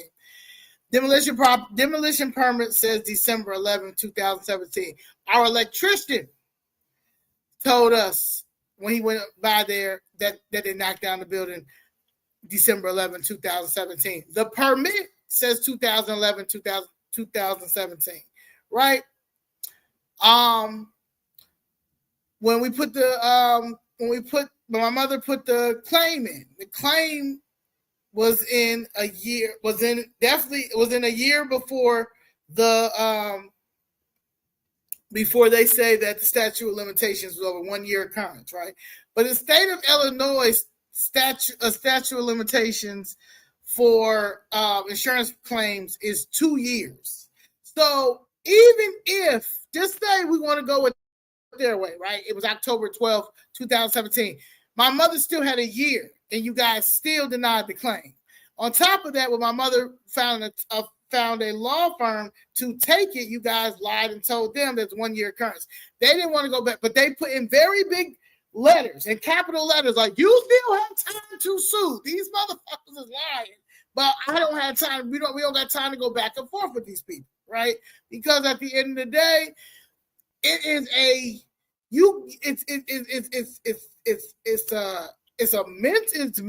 mental. Like, unless you in good with that city, because they got they law firms and they cliques and stuff like that.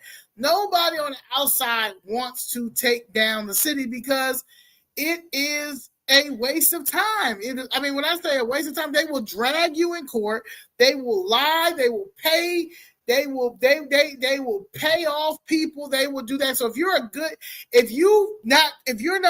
don't want to get paid off by the city because you have a good conscience and stuff, you're just not going to work with the city, and you're not going to take any clients working with the city unless it's absolutely they cut your head off or something like that, and you got a picture of it to show. But nobody doesn't want to deal with them because they lie. Marlene Hopkins was going around telling niggas, the black people, the alderman, Greg Mitchell, all that, even and David Moore got they lie together. Go around. When people ask, just say they knocked it down because of building violations. Just say knocked it down because of building violations. And I said, okay, cool. If y'all knocked it down because of building violations, right? It could be 14,000 building violations, whatever y'all want to say. You still need a court order, right? But when you say that you need a court order, you have these aldermen that are so used to, because they don't know the law, and she clearly doesn't know law. No matter if she went to law school, it doesn't matter. Neither one of these niggas, both of these people know nothing about law. She graduated from law school, Marlene Hopkins, and Mary Richardson Lowry. She graduated from the law school. So it doesn't matter because they don't know the law. Okay, so they're going around saying that buildings violate. Well, she's saying Marlene Hopkins going around defending the reason why the city of Chicago knocked down that building was because of building violations. Again, you got 14,000 building violations. If you if you don't go to court and get a court order, you cannot knock down someone's building. However, for some reason, the black aldermen in there think that you can do it by police powers.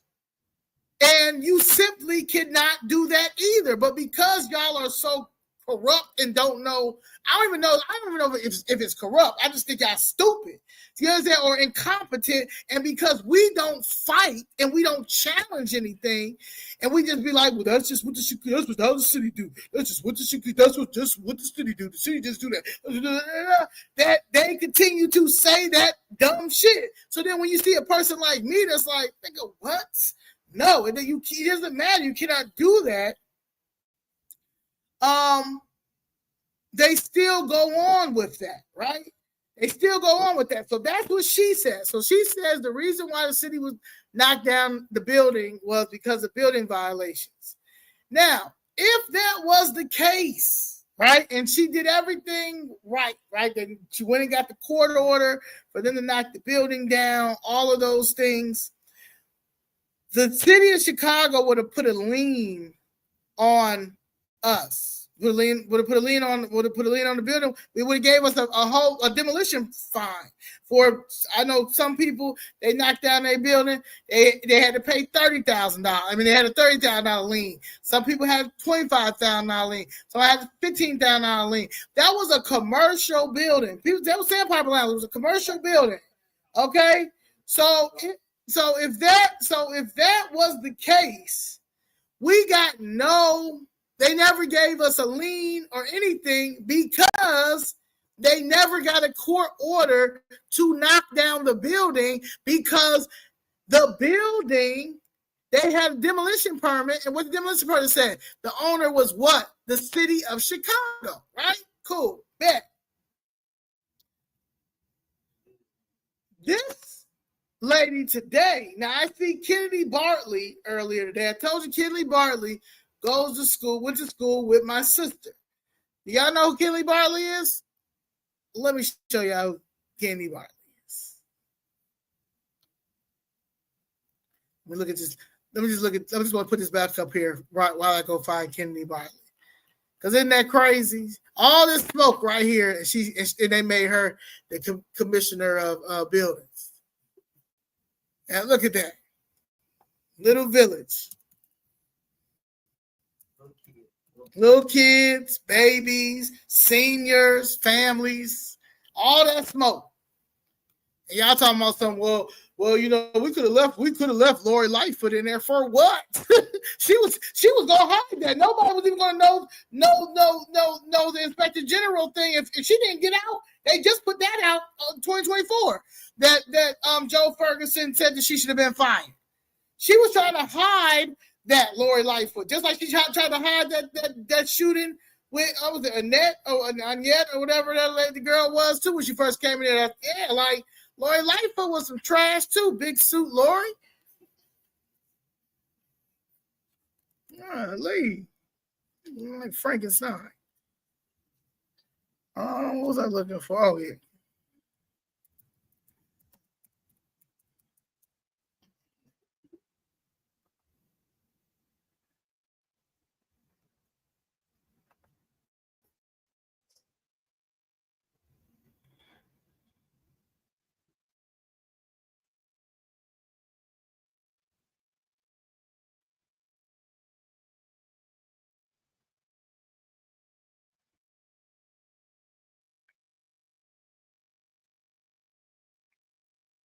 All right, let's see. Yeah, get me up here.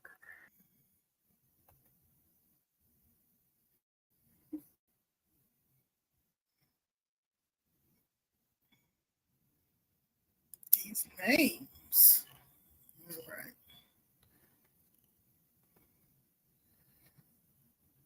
It says, meet the team, City of Chicago.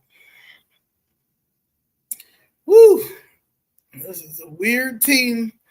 The weird team my man got, Brandon Johnson. That's why he's spending more than what he's put it in. That he raised as the mayor, because niggas ain't got no confidence in this itty it.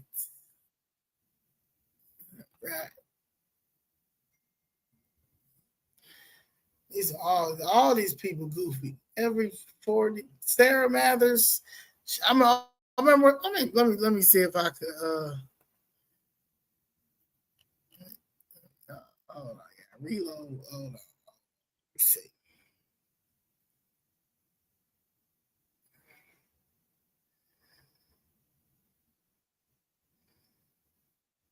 Come on, man.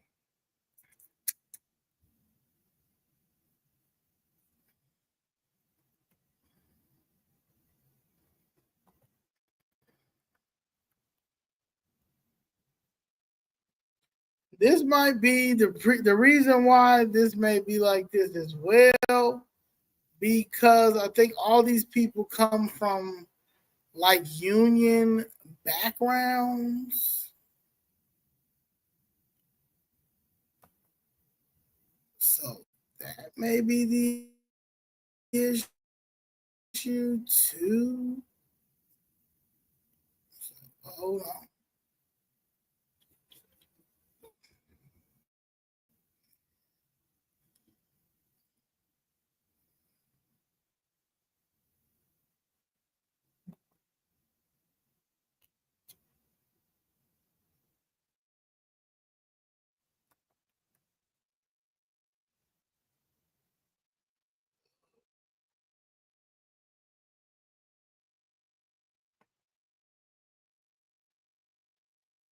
All right. So this is Kennedy Bartley.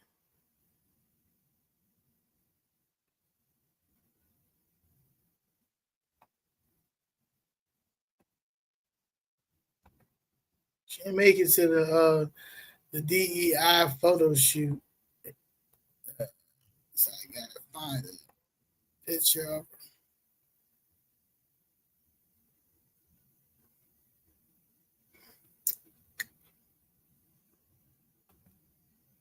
All right.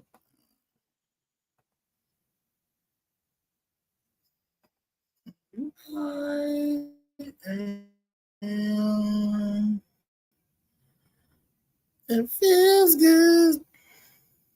Yeah. It feels good. All right. So this is Kennedy Bartley when it gets on the page. Issue with your file. There they go. Tell me there's an issue with something. Should be no issue.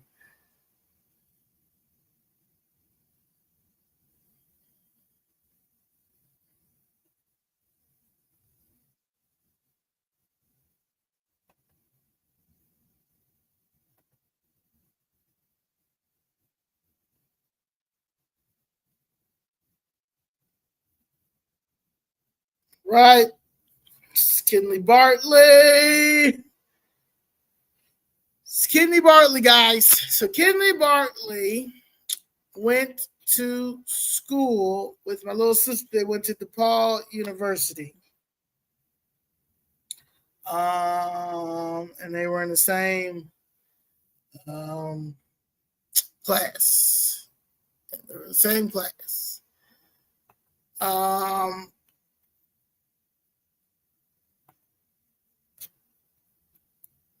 Her role is it's kind of complicated, so I'm gonna read it. I don't even know really what that is, what it is. But it says Mayor Johnson announces Kennedy Bartley as managing deputy of external relations. Today, Mayor Brandon Johnson announced the appointment of Kennedy Bartley into the new position of managing deputy for external relations. In this role, Bartley will bring her years of organizing and service to Chicago as a liaison for the city with labor unions, community groups, elected officials, and other external stakeholders, many of which are instrumental in Mayor Johnson's historic victory last year. As a proud former labor organizer, I'm thrilled to welcome Kennedy Bartley to my administration. I created this position to show our unwavering commitment to commitment-focused governance. I am confident that Kennedy's background as a trusted voice within the community will be critical in ensuring we are all working towards a better, stronger, safer Chicago that benefits all neighborhoods and residents, especially those historically left behind. Bartley is a proven community organizer, bringing over a decade of leadership and policy legislation, governmental affairs, and activism to this position. From her former role as executive director of United Working Families, before joining the city of Chicago, she was appointed to both Mayor Johnson's overall transition committee and the public safety subcommittee, adding to her extensive expertise in government relations and advocacy for commitment interests at all levels of government. So that's what she is. Now, a lot of people don't like Kennedy Bartley because of some things she said. Some things she said previous when it came to police. And at the end of the day, everybody's entitled to feel how they want to feel and all those things. I am pro police. So, nothing really is bad apples and everything. As you see, this whole administration is trash. So this is all apples are bad. All the brown part of the apple. Brandon Johnson. So it is what it is. But she did go to school with my sister. My sister says great things about her, and vice versa. I saw Kennedy earlier today, and I have met with Kennedy.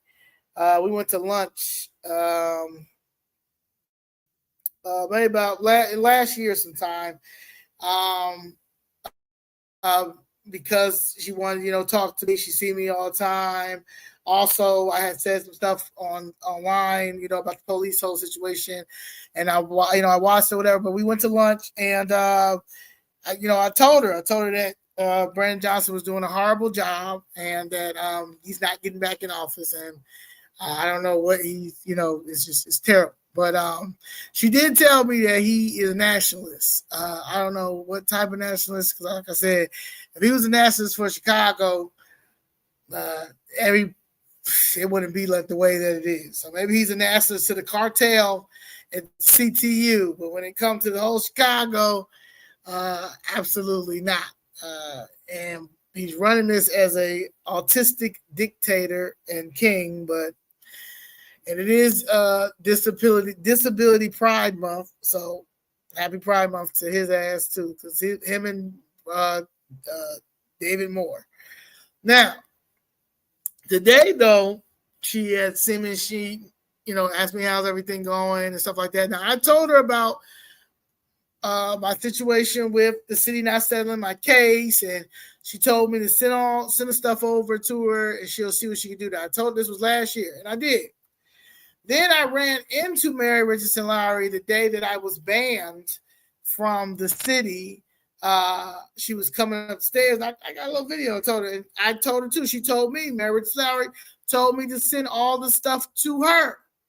And she will look at it. She said, give me something new. That's what she said. And I'm like, what do you mean? It was, all this is fraud. What are you talking about? So, just send my case. So, today she told me that Mary Richardson Lowry said the reason why she can't do nothing with my case is because it's out of their jurisdiction. Okay.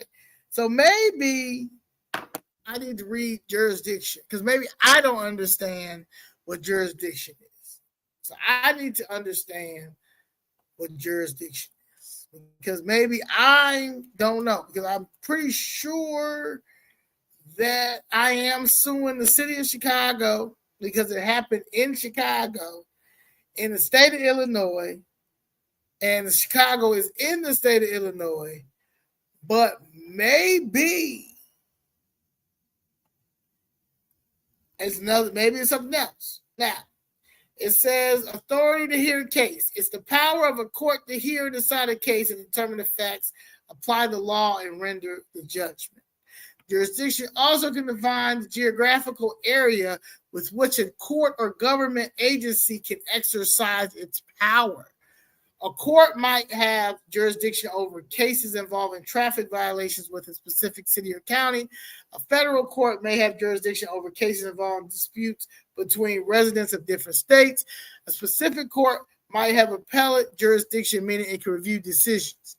In essence, the jurisdiction determines whether the court or legal body has the right and power to deal with a particular legal matter.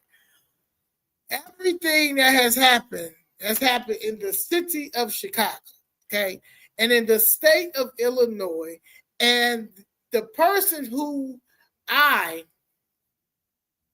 am in court with is the buildings, for my mom's case, the buildings department, is Marlene Hopkins, is David Moore, it's the city of Chicago, for sure. For sure. Okay?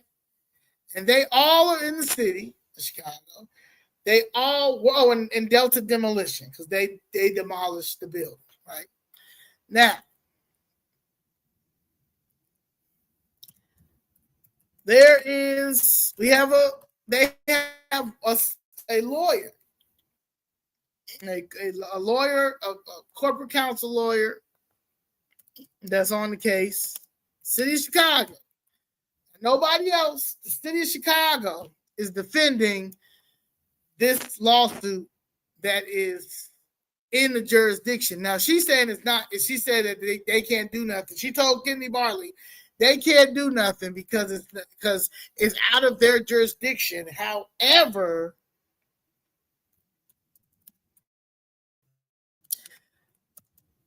the city of Chicago lawyer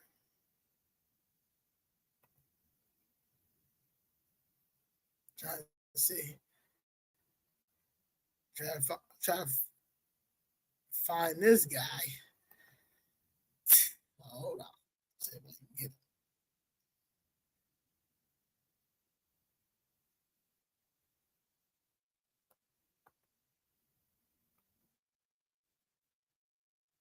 See if I can save an image of him.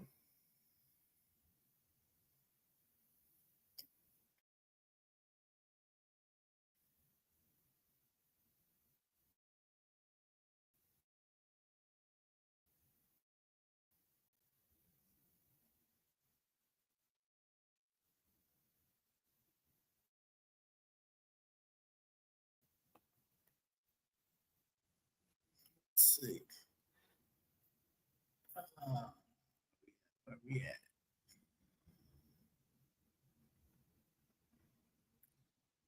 What up?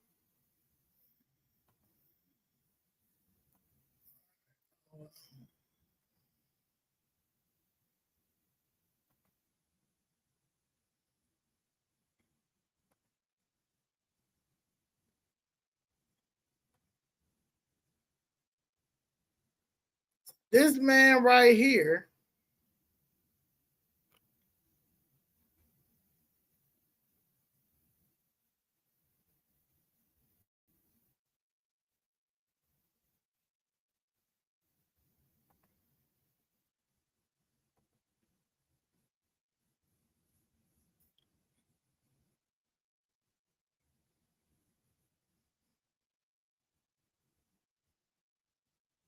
That is Bradley Wilson. Now, Bradley Wilson is the attorney on all my cases with the city of Chicago. Now, I've never in my life have witnessed anything like this, but Bradley Wilson is the trying to see if he probably took his LinkedIn down because he doesn't want anybody to know that he is a piece of doo-doo and doing doo-doo things. But I don't know. He may still be on there because these people ain't got no shame in their game, baby. They ain't got no shame in their game. They ain't got no shame in their game.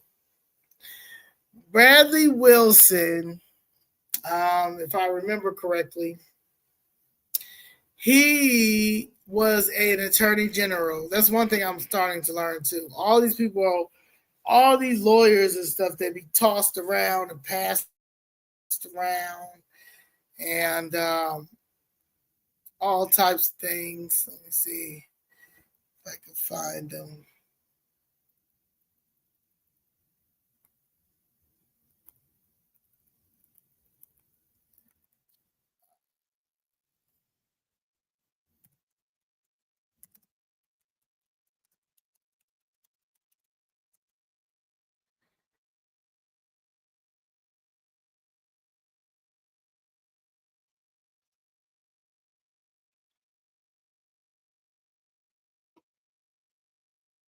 See if it's gonna come. However do you want it? There he goes. All right. So he still got, but he got like hidden. So like you gotta. Used to be right out in the front. Now he got it like where you gotta really search to find him. So Bradley Wilson is a senior counsel at City of Chicago. Now, mind you, Mayor Richardson Lowry told Kinley Bartley that our case, she can't do nothing. Corporate counsel can't do nothing. Corporate counsel for the city of Chicago, who has been a lawyer since 1984 and has been working for the city since 1984. Okay, as a lawyer, that saying that the city is that it's not in, it's out of their jurisdiction. So Bradley Wilson, City of Chicago, Department of Law. He's been there for 6 years and 8 months.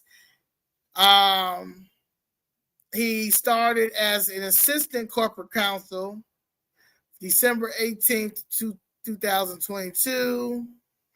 Then he went to senior counsel April 2022 to present. He's still one.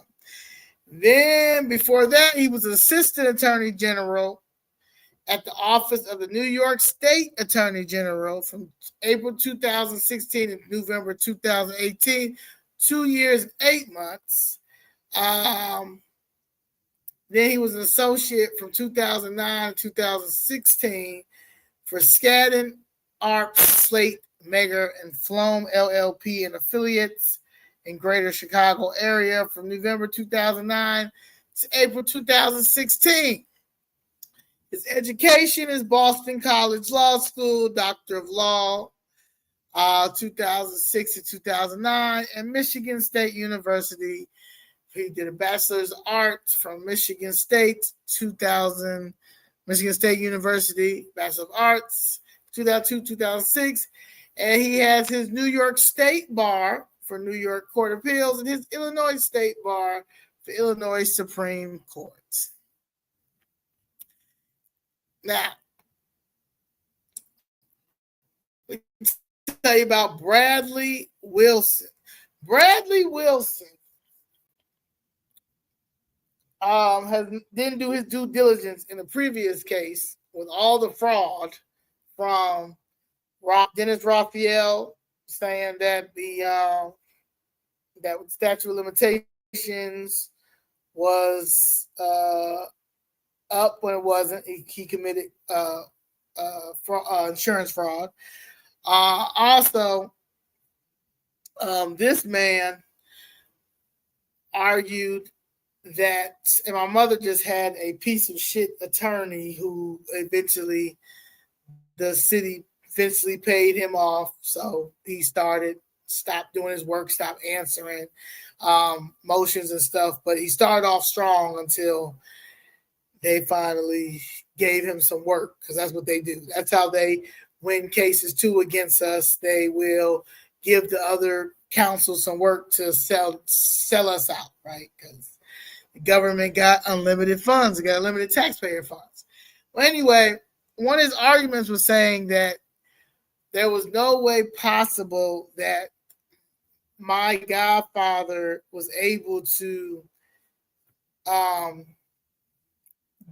give this property to my mom because there was no knowledge of them owning the property.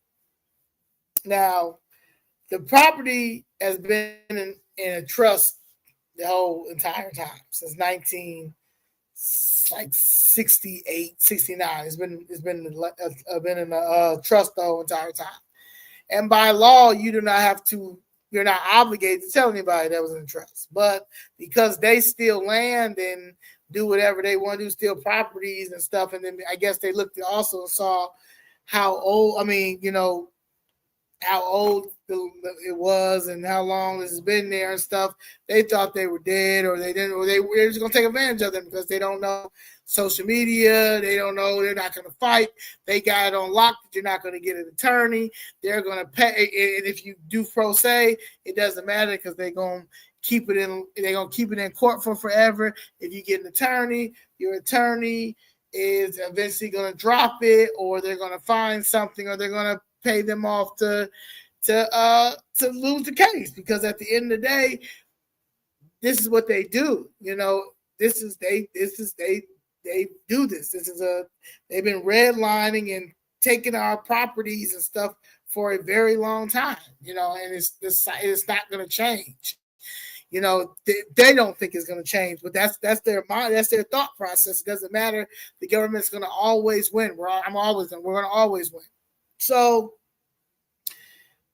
because of that, he lied and said, and he put this in lawsuit. This was his response, and one of the things was that my godfather never owned the property, and they have no knowledge that they've ever owned the property and all those things, and they're just going by the quick deed. They're not going by the deed or in the original deed or anything like that, even though the original deed is downstairs in the bottom, is downstairs in the Cook County basement. Like, they know it there. But what they failed to do, that was one of the arguments, saying that they did not know, but you did know, because the city of Chicago City of Chicago Law Department sent multiple letters to the trust. So you guys knew that it was a trust. The City of Chicago Law Department knew that it was a trust, but this man puts in the lawsuit that the city had no knowledge of this, and that a man, this other man owned it, and LaSalle Bank owned it. It was something crazy like that. He made up a whole lie. But the fact is, he made up a whole lie and wrote it in the lawsuit, and then doubled down and said that the city did not know that Leroy and my mother owned it. But they sent multiple letters to the trust company. So they knew it. They knew that, but but because they're so confident in paying off judges, paying off clerks, paying off. Because I'm trying to think. Some of these people, I'm thinking these clerks is acting as these judges too, because the judges be having too many cases, and because they have so many cases, them clerks be stamping and doing things they ain't supposed to do, writing things and stuff like that. So you don't ever really get it. Sometimes you don't even get on the judges. Sometimes you don't even get on the judges' desk. You understand? So that's just how messed up they are. But for her to say that that the reason why she can't do anything is because it's not within her jurisdiction is a lie. Two things. The reason why is because it's either a lie or you slow, and it could be both. You understand? Like, it's given the whole administration, so it's given you just was cute your whole entire life, and they just passed you through the whole time you've been there. You understand? Like, so and you just use that. You use your pretty privilege. Mary Richardson Lowry used her pretty privilege, but was dumb as hell. You understand? Just was dumb. You understand? Like, she murdered 3 people. That's why they heard her get up out of there, because scaffold. Then and then she came. Then she messed up. Then her man made the Chicago Board of Education president. She messed that up because she used to walk in gang territory and all that bullshit that she said. And then she came back as corporate counsel for this dumb mayor, for the aesthetic of this is the first African American woman corporate counsel. Like, you going down like I don't think, like, shit. You make you make not one in a black person ever to be anything in city hall. None of y'all y'all embarrassed in the Black American culture as a whole. However, after the lawsuits, after you file your lawsuit and they respond with a motion to dismiss. Most likely, they always respond with a motion to dismiss. When they give their argument back on why they feel like the lawsuit should be dismissed, you sign at the end. So not only is Bradley Wilson signing the lawsuit at the end, Mayor Richardson Lowry is signing it too. So how do you not know that it's not in your jurisdiction when you are the corporate counsel? It's Bradley Wilson's name, and then it's Mary Richardson Lowry name. Both of y'all names are on every complaint that we have when you respond back. So what are you talking about? It's not within your jurisdiction. Like, what? So you got the white boy in court lying his ass off and saying that well, now they don't never deny that they knocked down the building. They never deny that they knocked down the building. They just say stuff like, well, the statute of limitations. But the statute of limitations is never going to run out because y'all continue to commit fraud. Okay? You commit fraud all the time. That's number one. Number two is you guys are holding it up now, waiting on a judge to make a decision. And I feel like the issue is y'all are at a standstill because you guys can't do what y'all usually do. Whoever you pay off, you pay off the lawyer. You can't pay the lawyer off this time because we got a lawyer that ain't going, and because y'all did the same thing to her daddy. You understand? Trying to take her property. You understand? So she got it, and she happened to be a lawyer and be smart and was able to do what she had to do. So she's fighting on the strength. She's fighting on the strength of us. But she also understands what it is because they try to do the same thing to her father's building once he passed away.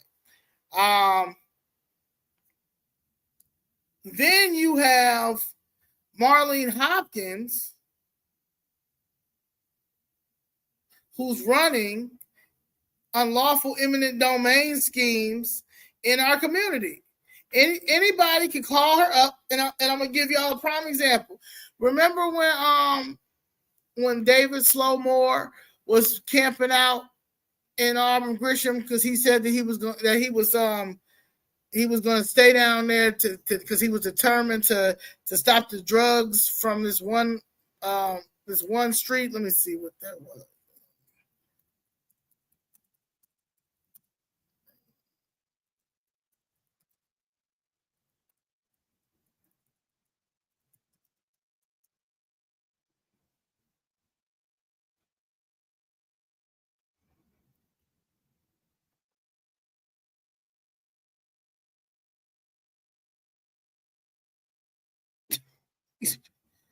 These pictures of Slowmore.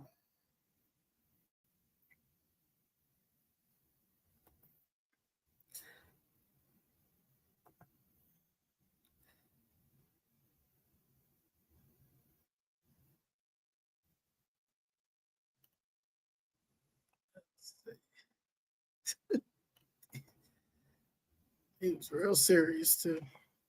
It's kind of a little bit embarrassing, but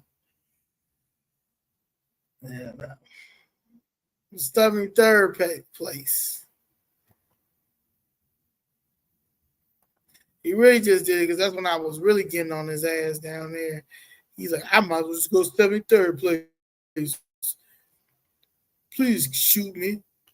Please shoot me. But anyway, so he went to 73rd place. I'm trying to see if I can get you a.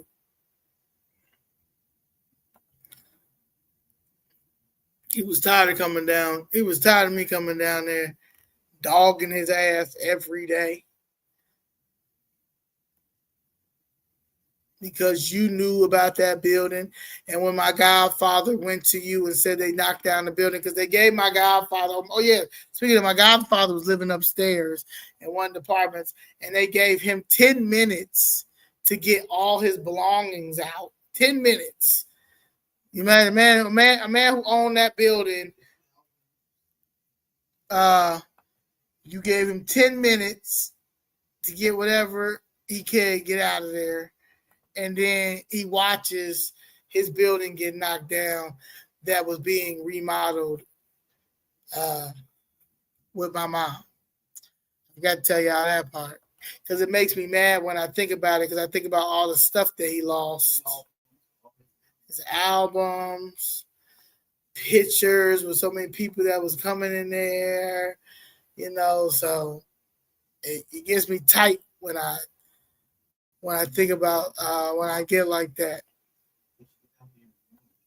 And he had to go to the he had to stay at the WMBC or the YMCA men's shelter for a minute. So this is Slow More.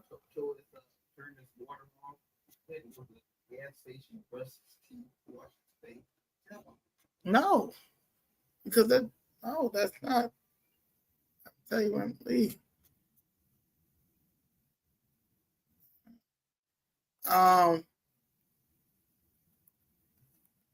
Alderman's Englewood campout gave violent block relief. Neighbors say they need help to make peace. Neighbors who live on 73rd Place are calling on local and state officials to keep the same energy. Alderman David Moore had to stop crime and violence. That's 1 month after Southside slept and attempted to tear crime on a neighborhood block, neighbors say city now have to take the baton to help make their community safe. So he went out there, and they say he slept out there for a week. Somebody said it was 72 hours, but somebody said when he went out there, he slept out there with him. He said he did sleep out there for a week.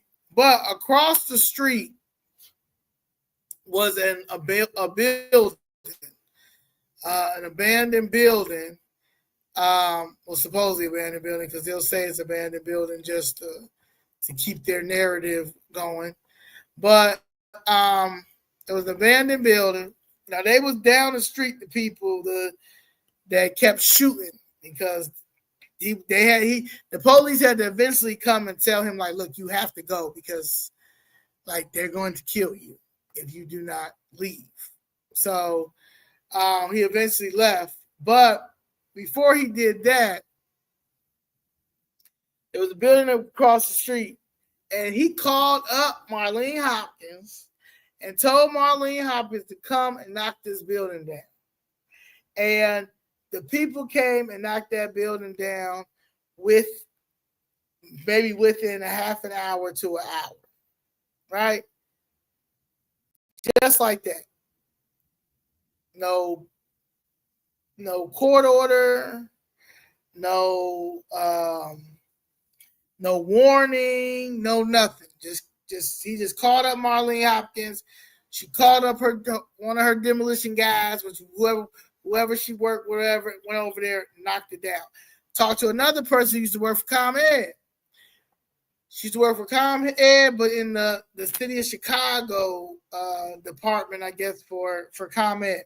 And she said that city of Chicago would send them a list of buildings that were on a demolition list, but they needed to get the power cut off first.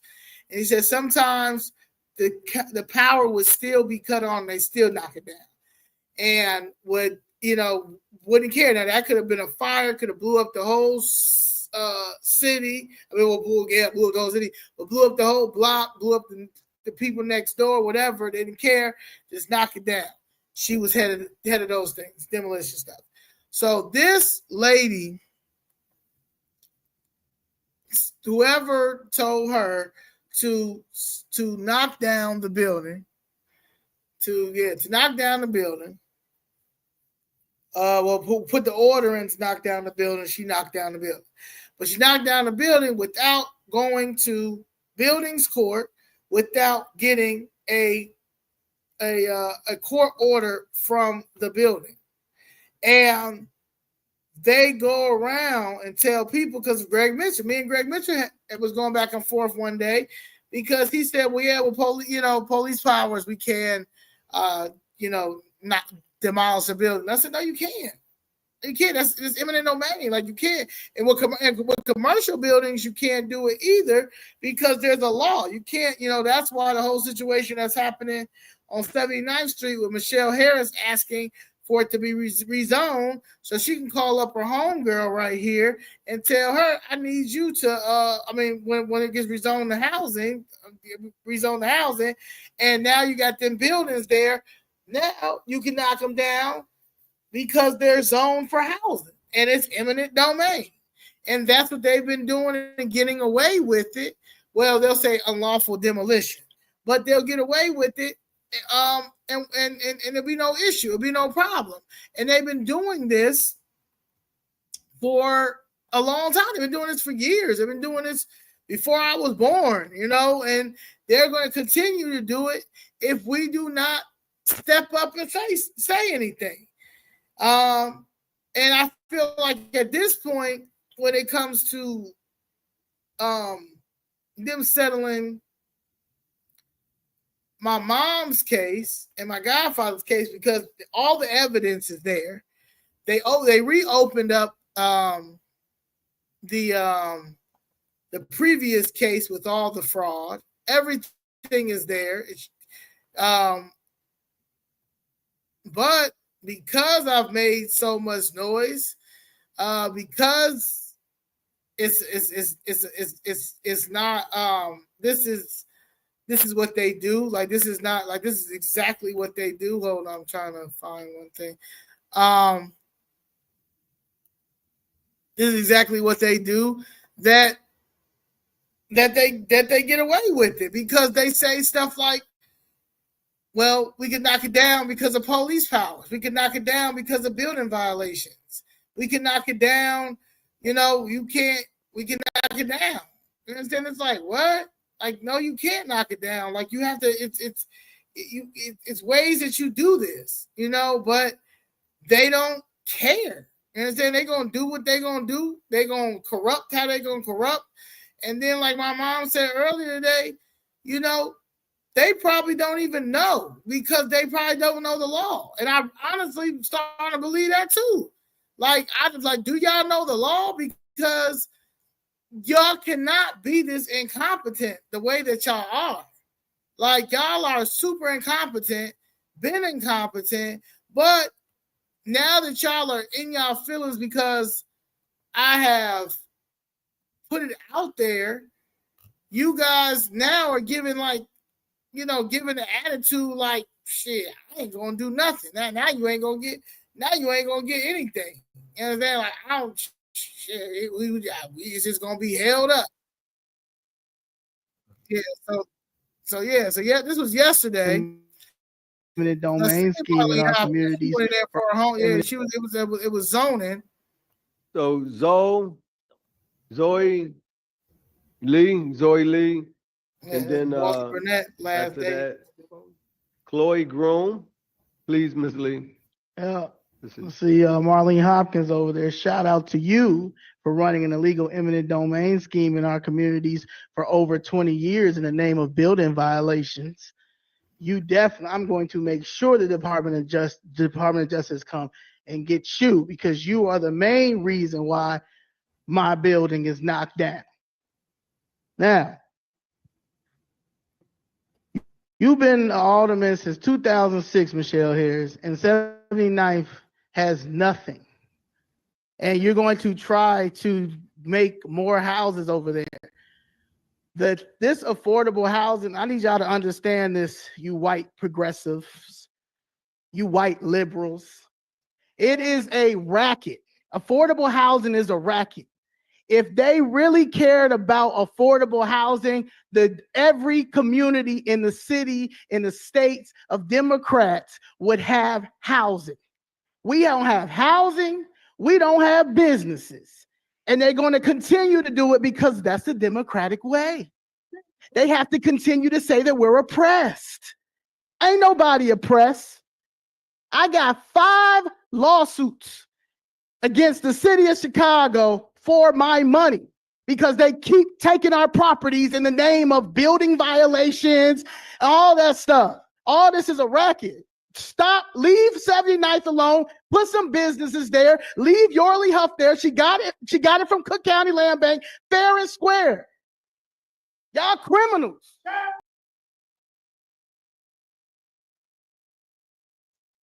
So after that, David Moore Peanut Head goes over to the box and like they try and like laugh, him and her laughing together like shit funny. Like it's not funny. Like y'all legit like are terrible. Like Brand like Alderman Moore, you're terrible. Like super terrible. Marlene Hopkins, you're terrible. Mary Richardson Lowry, you're terrible. And y'all are all up under this terrible administration that you guys just approved $35 million in lawsuits for about y'all are going to be paying $1 billion in lawsuits for the city of Chicago for the John Burge and that other guy, Gravito or whatever, for what they did with the torturing those guys and lying and all those things, right? So, and y'all don't mind paying out for CPD and don't mind paying that out. But when it comes to the city doing what they did, knocking down buildings, because they knock down buildings all the time, have all the my family has all the evidence to show, including the deed, and you guys don't want to settle the case. Y'all literally are just now waiting for the city. Even with the situation that I filed separately with you guys violating my First Amendment right and banning me and stuff like this. You guys, it's been going, I got a paper trail, just like my mother kept her paper trail. My mother's taught me how to keep paper trails. My godfather has all his paper trails. So we keep paper trails. That's just one thing. Like, and we always, we give the benefit of the doubt. You know what I'm saying? We try to work and figure it out and try to find some solution first before we go the legal route. And, you know, I asked you guys to please settle my family's case. I asked you to please sit down with my mom. I asked you to please sit down with my godfather. I have all the evidence to show, you know, you guys can make it right by settling the case, but you guys refuse to settle this case, and y'all don't want to settle the case because it's going to open up the floodgates. Everybody going to be coming down there. You know what I'm saying? So that's the issue. But these people need to be investigated. There's no reason why she should be corporate counsel. She's incompetent. She should have never been allowed to come back and work for the city after her negligence when it came to that scaffold incident in the John Hancock building, killing 3 people.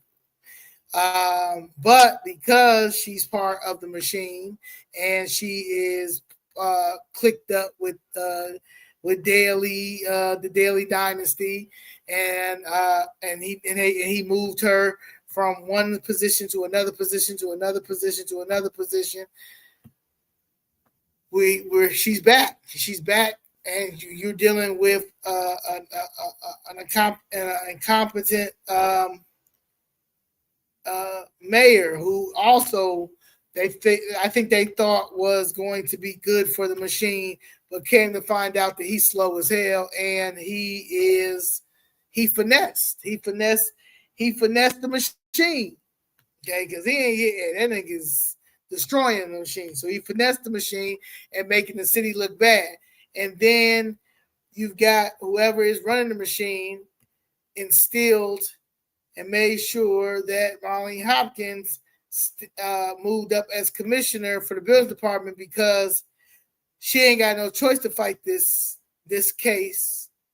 I mean, she has no choice but to continue to try to suppress evidence or do whatever she can, but she really can't do that because we got everything. So since we got everything, it's just a waiting game.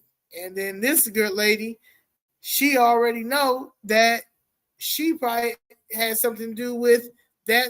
I'm not say pretty. I'm pretty sure about that Save-A-Lot. She made sure that man, them peoples. Let me put them back on here. Let me get these white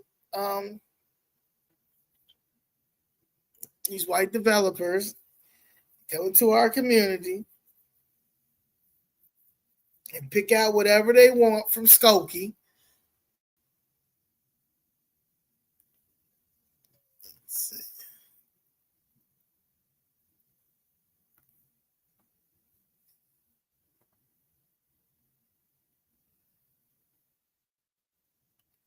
These two right here, Steve and Bob. So they can go into your community and pick whatever they want and whatever land they want and get the money because Daly will give them the money plus give them the development money plus the TIF zone money.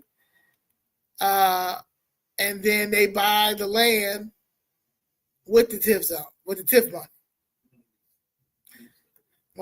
Now they can't do it anymore like they used to do it. That's why right now. Oh yeah, I forgot. Yeah, my mom said Daly ran out of town. But I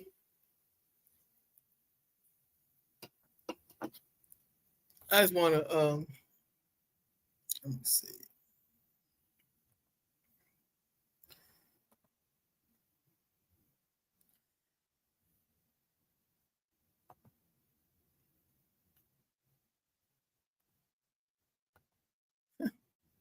It's just so funny to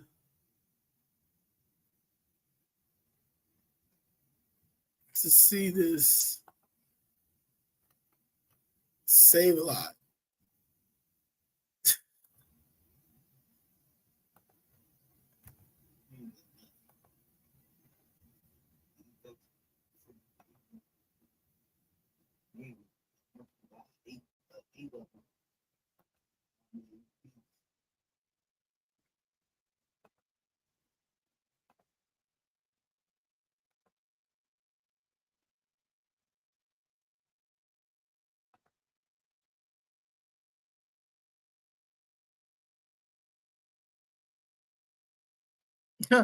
Hey, you know what's funny? I'm going to show you these pictures that they probably don't even realize. And I'm glad I realized it because I just realized it now.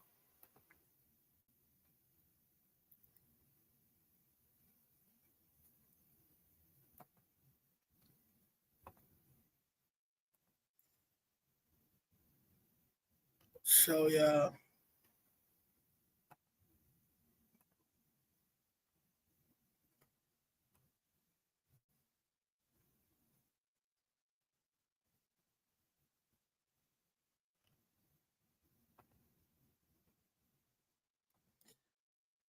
Woo, so messed up. All right, so this is you see the Save-A-Lot, right? And you see the parking lot, right? The parking lot to the left. Now, right next to the parking lot, which was my godfather's parking lot, all this was my godfather's. Save-A-Lot land, it still is his. So the Save-A-Lot, those lots, that's his. And then right here, you still see the Sandpiper Lounge. This building right here is what they demolished. This right there at the end. That's it. So that whole building they demolished. That was my godfather's and mother's building that they were working on for affordable housing. So that building right now, did you go over there? It's a lot. I mean, it's a lot. They knocked down this whole building. Then here is the parking lot that was theirs. Then the Save-A-Lot right there where it cuts off where, I don't know if that's, I think it's a liquor store or Sharks or something like that, something right there. But that where before that's his too. So they took all of that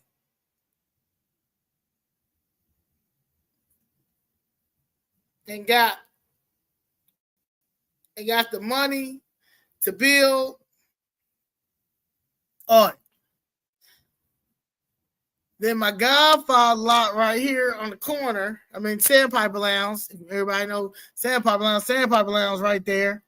They knocked all that down. So that is the building they knocked down, and they refuse to compensate my family for that building. They have spent millions fighting this case and lying to make it seem like we don't know what we're talking about. They don't do this. And they do this. Then, during the pandemic, the Save-A-Lot had closed up, right? Because it was not making no money. Nobody was making any money because the COVID thing was a whole nother scam, right? So they end up closing it, right?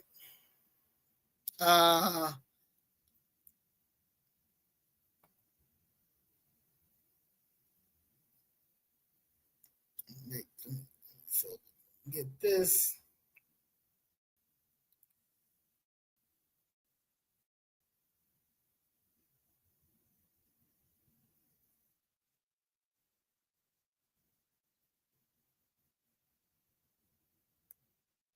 Let's see.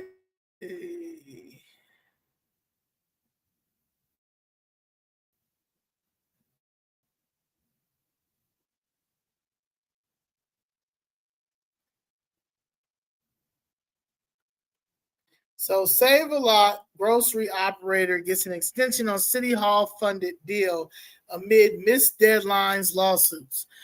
So this is for one that was at West Lawn. But while residents of West Lawn and other neighborhoods waited years for prominent stores, the owners of Save-A-Lot parent Yellow Banana were racking up business and personal problems.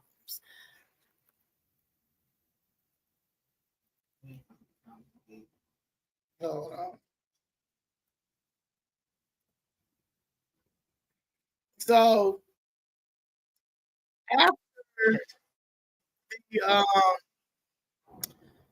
after COVID, after COVID had shut down, shut down Chicago.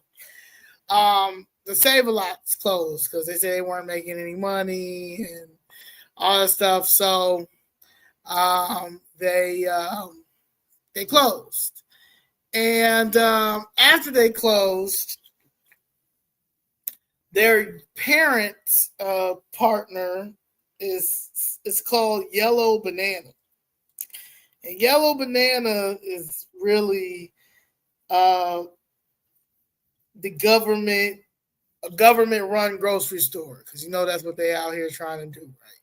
The whole government-run grocery store situation.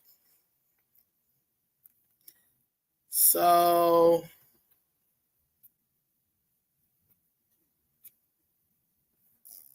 hold on.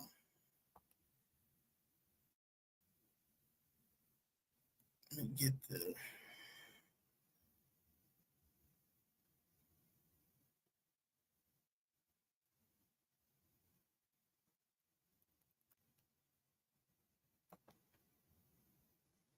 Oh, yeah, this is a better one that I can.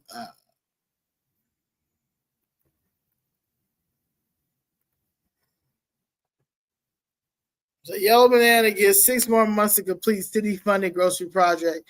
Next 3 years. Now this was March 27, 2025.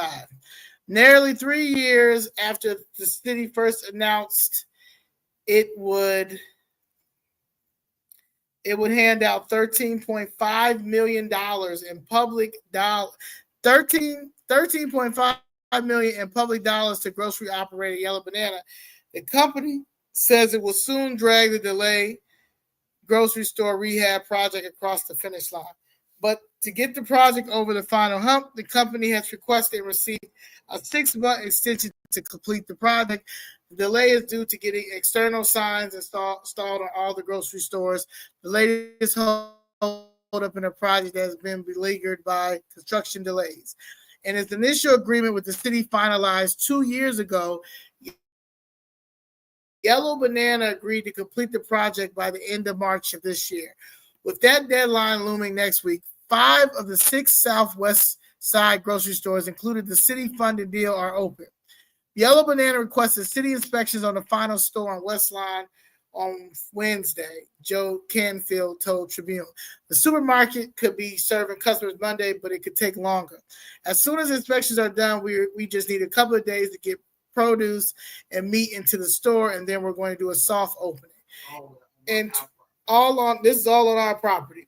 In 2022, the Chicago Mayor Lloyd Lightfoot announced the city would provide $13.5 million in city funds to the private grocery operator. Now, I paid for my mom to go to a few of Lloyd Lightfoot's luncheons when she was mayor, so my mother could talk to her about the situation happened with this with the Sandpiper Lounge, and my mother volunteered on her campaign, and she promised that she would work with my mom. She will see about that. All that. She also campaigned. Anybody had a lawsuit with the city, she would settle it too. But instead, she gave them $13.5 million for city funds to still build on the property, on our property.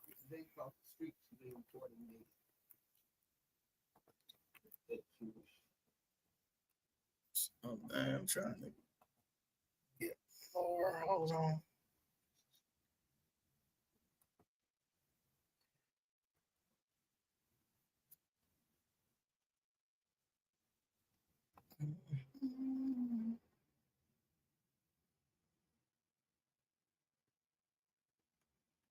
So when people try to tell me that Lori was much better, I just laugh.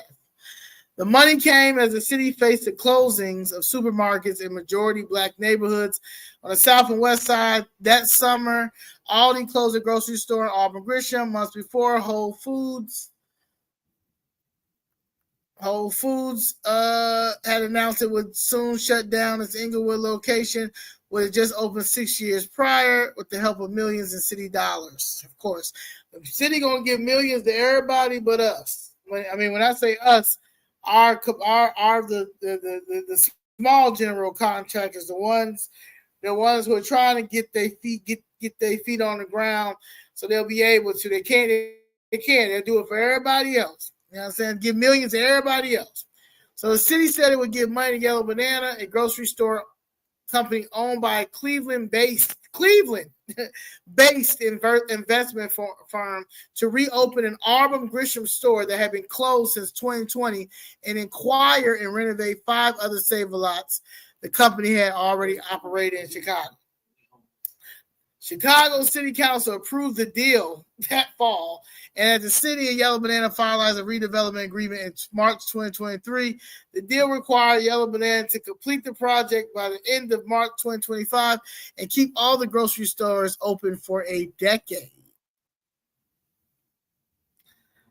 But in a March 10 letter to the City Department of Planning, Canfield requested extra time to complete the project because of delays installing exterior signs on 4 of the grocery stores. The company that Yellow Banana initially hired to create the signs has shut down. Canfield said, forcing the grocery company to contract with another sign company. While the signage issue has been frustrating, it has not prevented us from accomplishing the core mission of our partnership: remodel and reopen clean, well-stocked grocery stores that sell fresh, healthy, affordable foods to several underserved communities on the south and west sides of Chicago. Canfield said the request for extension was due entirely to the sign delays. Department of Planning Commissioner Sierra Boatwright accepted Canfield's request for an extension in a letter dated March 25. The company now has until September 27 to officially complete the project. Yellow Banana has not received any city tax, have not yet received any city tax increment financing dollars. The company should receive a $1.45 million for the completion of the first store in West Garfield Park. The Department of Planning Development spokesperson Peter Strazabasco said the company is eligible to receive payments as it completes each store, but some of the funding will be held until the entire project is completed. Last month, the Sun-Times reported that Yellow Banana owed payments to contractors totaling $1.7 million. Any issue previously resulting delays in contractor payments have been resolved. Throughout the project, Yellow Banana has frequently pushed back timelines for reopening the grocery stores. When the city announced the deal, the Yellow Banana team said the Auburn Grisham supermarket could open at the end of 2022. The store reopened just over 2 months ago on our land. We certainly would have communicated a different timeline knowing what we know now. The company also found itself in dire financial straits on the course of the project, according to August Chicago Sun-Times investigation that found it had racked up $2 million in debts, including unpaid taxes and utility bills and business fines.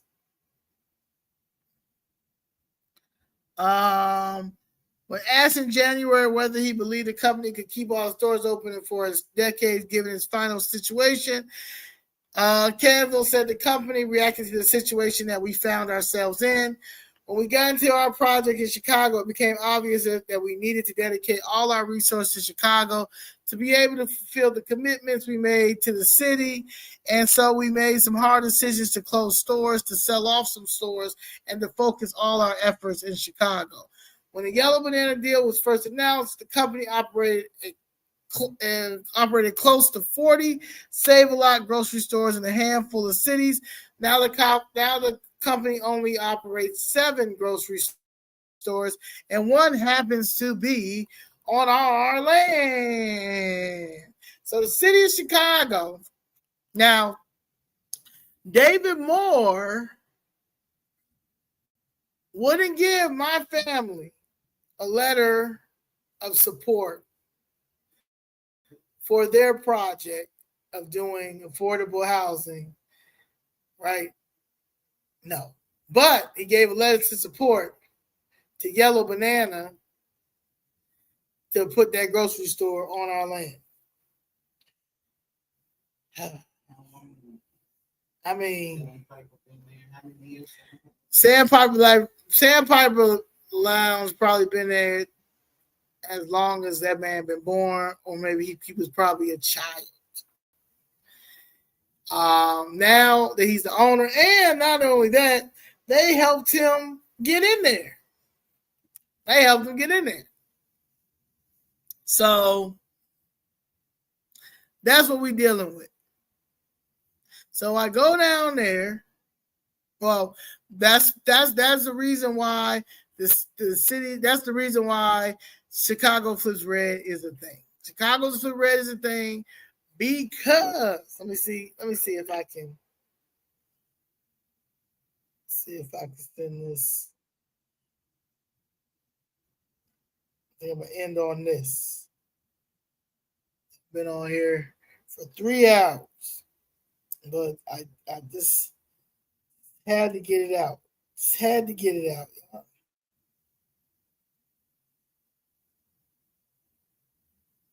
See if I can do it real quick.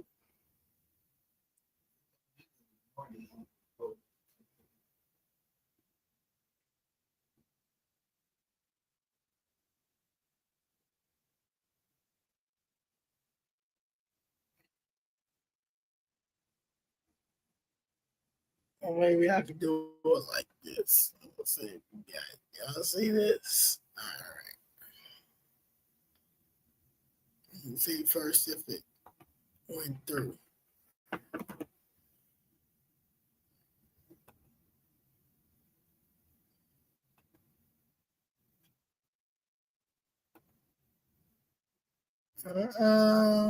Let's see. See if it went through, y'all.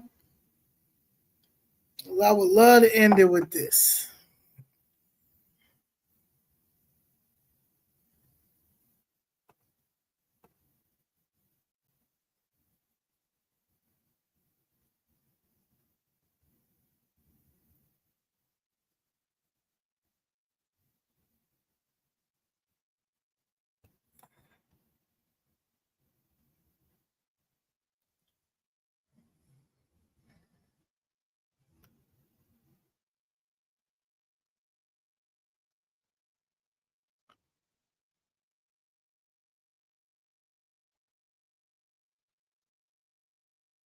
All right. Let's see what we got. See what we got. And put this back on here so I can always remember this. That's not it. Let's see. All right.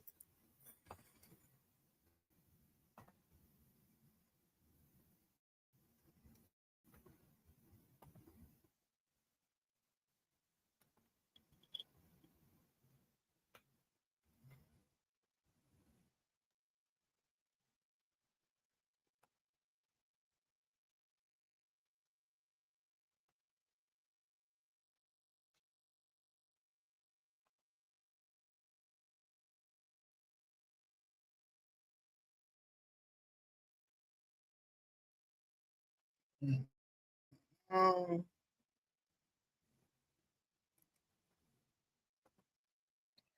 hold on. Make sure I got it.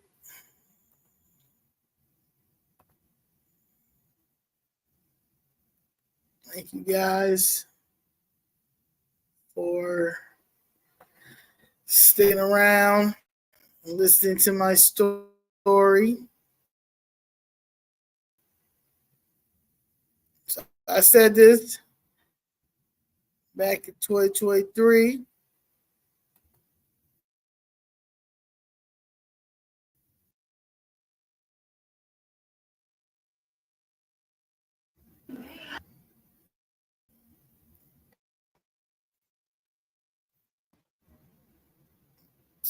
I was in Georgia when they flipped. Not know what I gotta do. They ain't ready.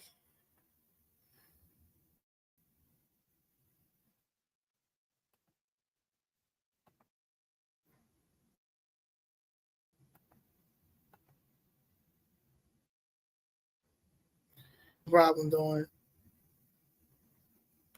All right. Let's see if yeah, got it.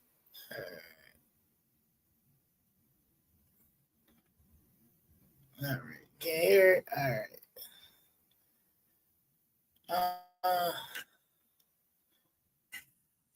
Georgia, when they put that state blue for the first time, I will knock on every senior's door and make them hold their vote. This place will flip red. It'll be a historic moment because y'all not paying attention to them anyway. They're getting displaced. Y'all don't care what y'all trying to find. Y'all trying to find housing for Venezuelans, for Latinos, for all that. Y'all keep sending them over here when they need to go back. Y'all one time y'all sent ICE there. ICE need to come. This prostitution that's behind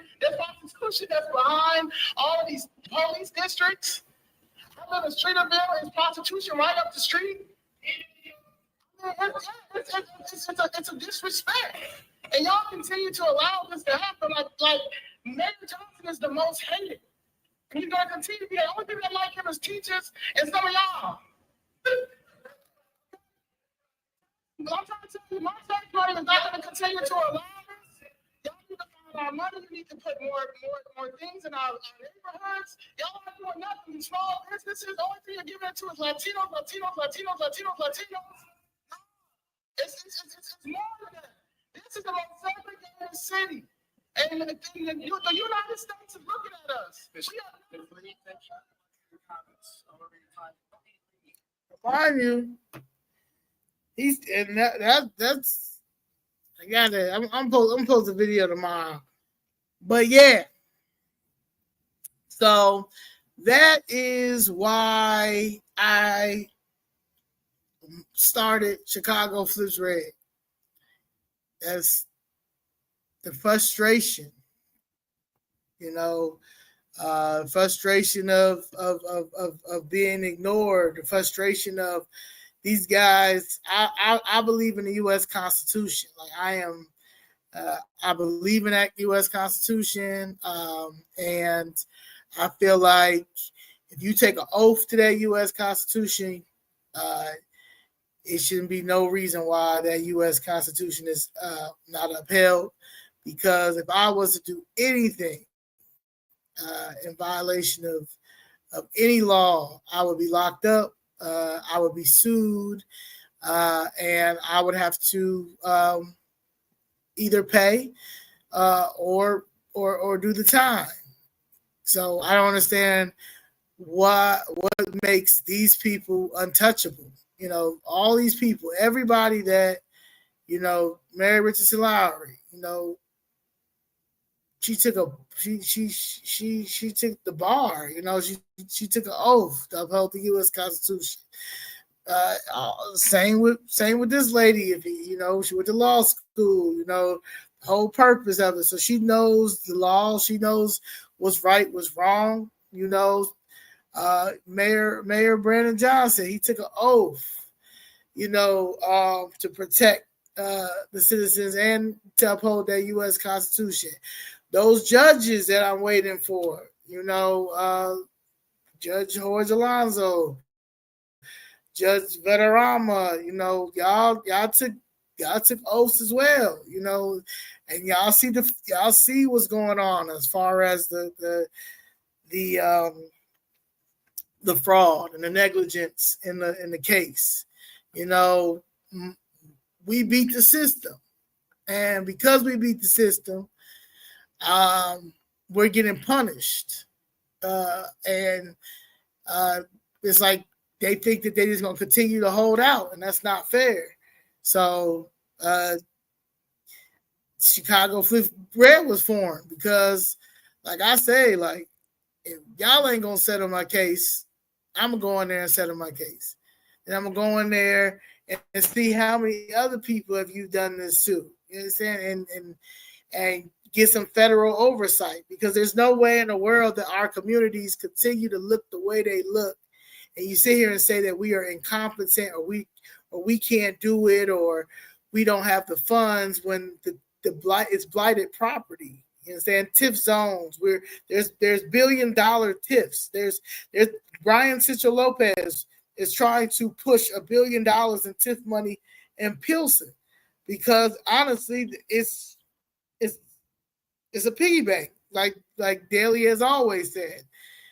And they have literally learned how to launder it. That's the whole situation when it comes to Michelle Harris and what she got going on. She's stealing hella TIF money. She's a millionaire off of TIF money.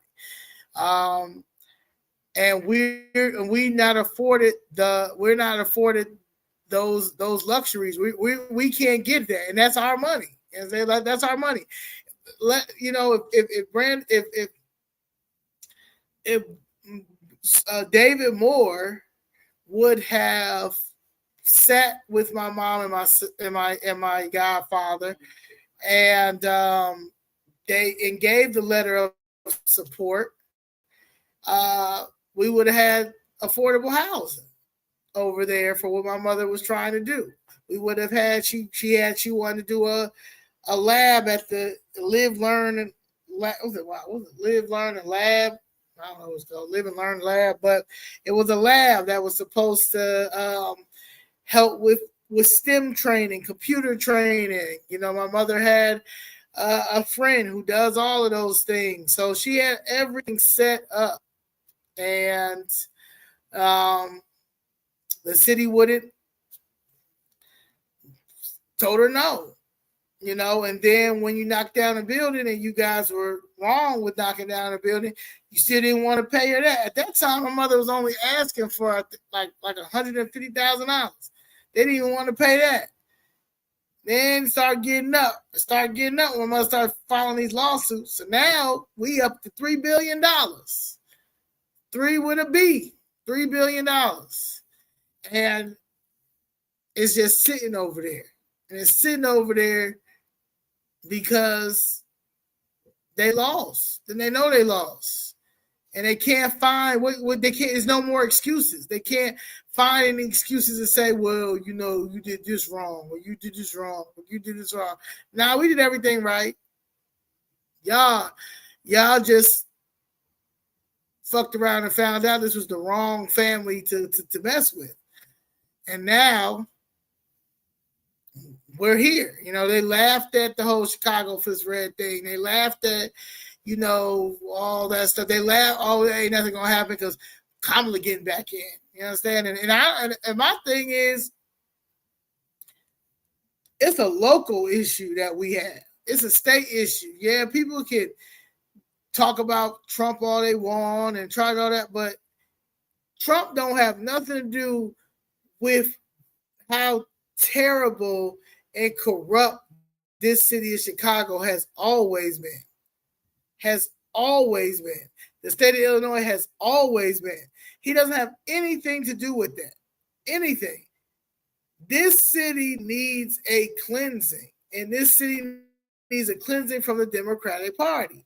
The Democratic Party is not pro-business, it's not pro-family, it's not pro-therapy, it's not pro-common sense, it's not pro anything that would help. It's not pro-U.S. Constitution, it's not pro-law. Like, no, they do not care. They are the party of negligence, the party of racism, the party of hate, the party of victimhood. You know, they done made the black woman a monster over there. You understand? They've made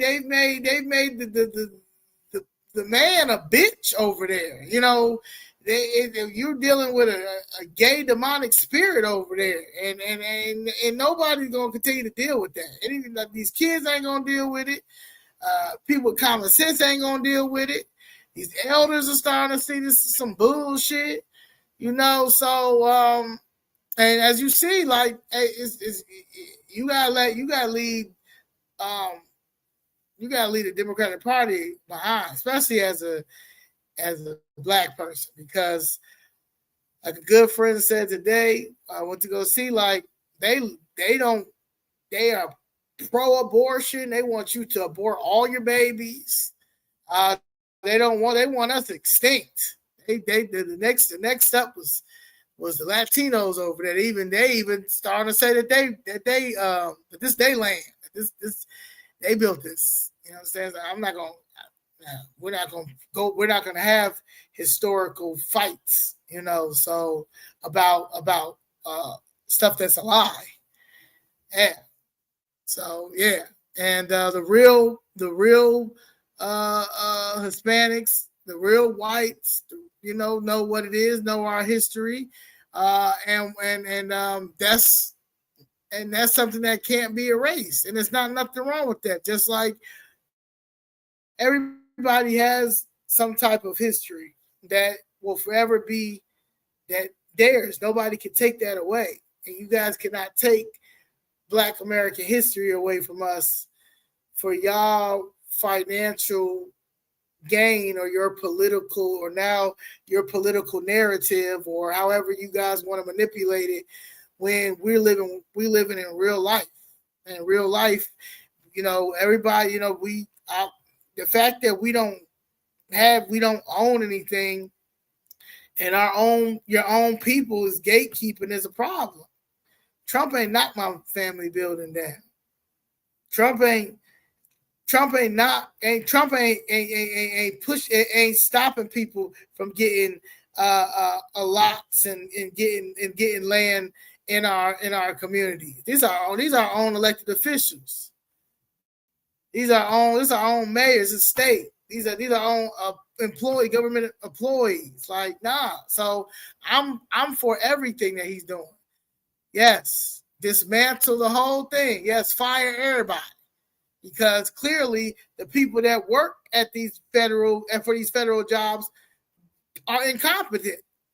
I just gave you one prime example. Prime example. This lady right here, incompetent as hell. She definitely needs to be fired. She definitely needs to be fired. She needs to lose her black job. She needs to use her black job. She should be on the do not hire list by Marlene Hopkins. This lady also should not be ahead of no counsel at all. She is making the worst choices on earth. And you saw her behind Brandon Johnson when he was lying up at Capitol Hill. They say she prepared him. Lori Lightfoot prepared him, and Rahm Emanuel. 3 dummies, 3 of the worst of the worst of the worst of the worst, prepared a lying ass nigga to go on Capitol Hill to continue to lie. Like, these are the people, absolutely not. So I leave with you that thank God for watching my story. Thank you for listening to it. And I finally feel good to actually really break down everything, and I was able to show a lot. And I wasn't, I usually get angry when I talk about this or be loud when I talk about this, but God got me, my ancestors got me, and my Chicago Fit Red supporters have me, my Freedmen family have me, and my Uncomfortable Truth Lifestyle family has me, and I'm blessed to have my mother. I'm blessed to have my godfather still here, and I'm blessed to have a wisdom around me. And I know that we will prevail. I know that we will win. And I know that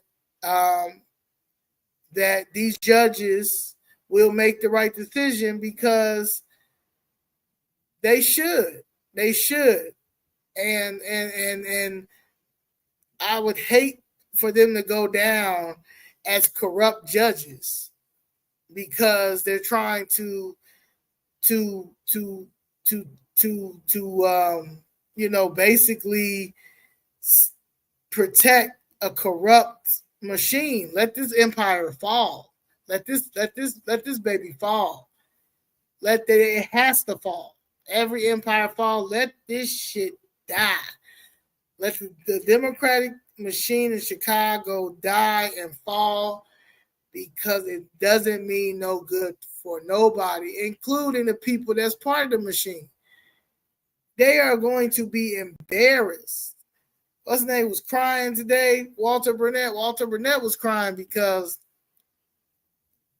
he had to leave that job, not because of choice. He left that job because of force. Because they come to lock Walter Burnett up. And Brandon Johnson probably knows that.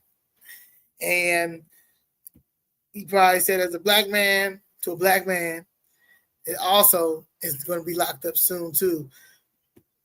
I'm gonna let you go down I'm gonna give you grace by, we're gonna go ahead. I'm gonna try to see if I can get your son in. And that's crazy if he installs his son, but he won't have that long because he getting up out of office if they put him out in there. Nobody's gonna vote for him to be back in, and nobody's not gonna deal with these machines, these corrupt machines, these voting machines, none of that stuff. Like it's over. So Chicago Free Red was founded on the frustration of what I've got going on as far as this housing in the city of Chicago. showing their hand, and then just realizing that, because I was never into politics, so just realizing how detrimental the Democratic Party is, and as a whole, Black America, and the uncomfortable truth, they're not ready to go independent. So when people sit here and say, well, they're both not, they're both terrible. Well, you say they're both terrible, but you voted Democrat all your life. I've never voted Democrat all my life, and I feel like I have the right to get into this political game, and if I'm getting into the political game, I'm gonna be Republican, and I align with the Republican, and I am going to get into government. I'm going to fix what I feel like needs to be fixed, and I'm going in as a Republican. Independent niggas can't even get down. 100 people can't even fill the chambers. Y'all scared. So what independent? What are you talking about independent? No, absolutely not. Nah, we're gonna go ahead. I'm gonna take my talents to the Republican Party, and we're gonna make it right. And when we run for office, when our candidates run for office, you're voting for policy, but you're voting for policy, right? And that policy aligns to that person. And if you care about America and you America first, you are going to vote Republican. And if you're not American first, and you give bum vibes and you want to continue to be a bum, then vote Democrat. But it's at this point, you got to be an absolute loser to continue to go the Democrat route. And I don't align myself with losers. And that's just that. Or you're getting something out of it. And if you're getting something out of it, then that's cool. But that's a selfish mentality. Overall, our tax dollar, our tax dollar fund America, red or blue or independent. So you can't sit here and tell me how I'm supposed. If I want my tax dollar to go a certain way and it's not going a certain way, I'm not going to continue to vote this way. No, I want my tax dollar to go the red way. That's the way I want it to go. I don't want to be arguing with people about transgender. I don't want to be arguing about kids telling me what to do at 4 and 5 because the curriculum in schools is telling them something different. I don't want the government to tell me how much money that they can give me if I need groceries or getting this shitty ass health care that you guys are fighting for, pretending that they're taking away. They're never going to take away this shitty ass Medicare.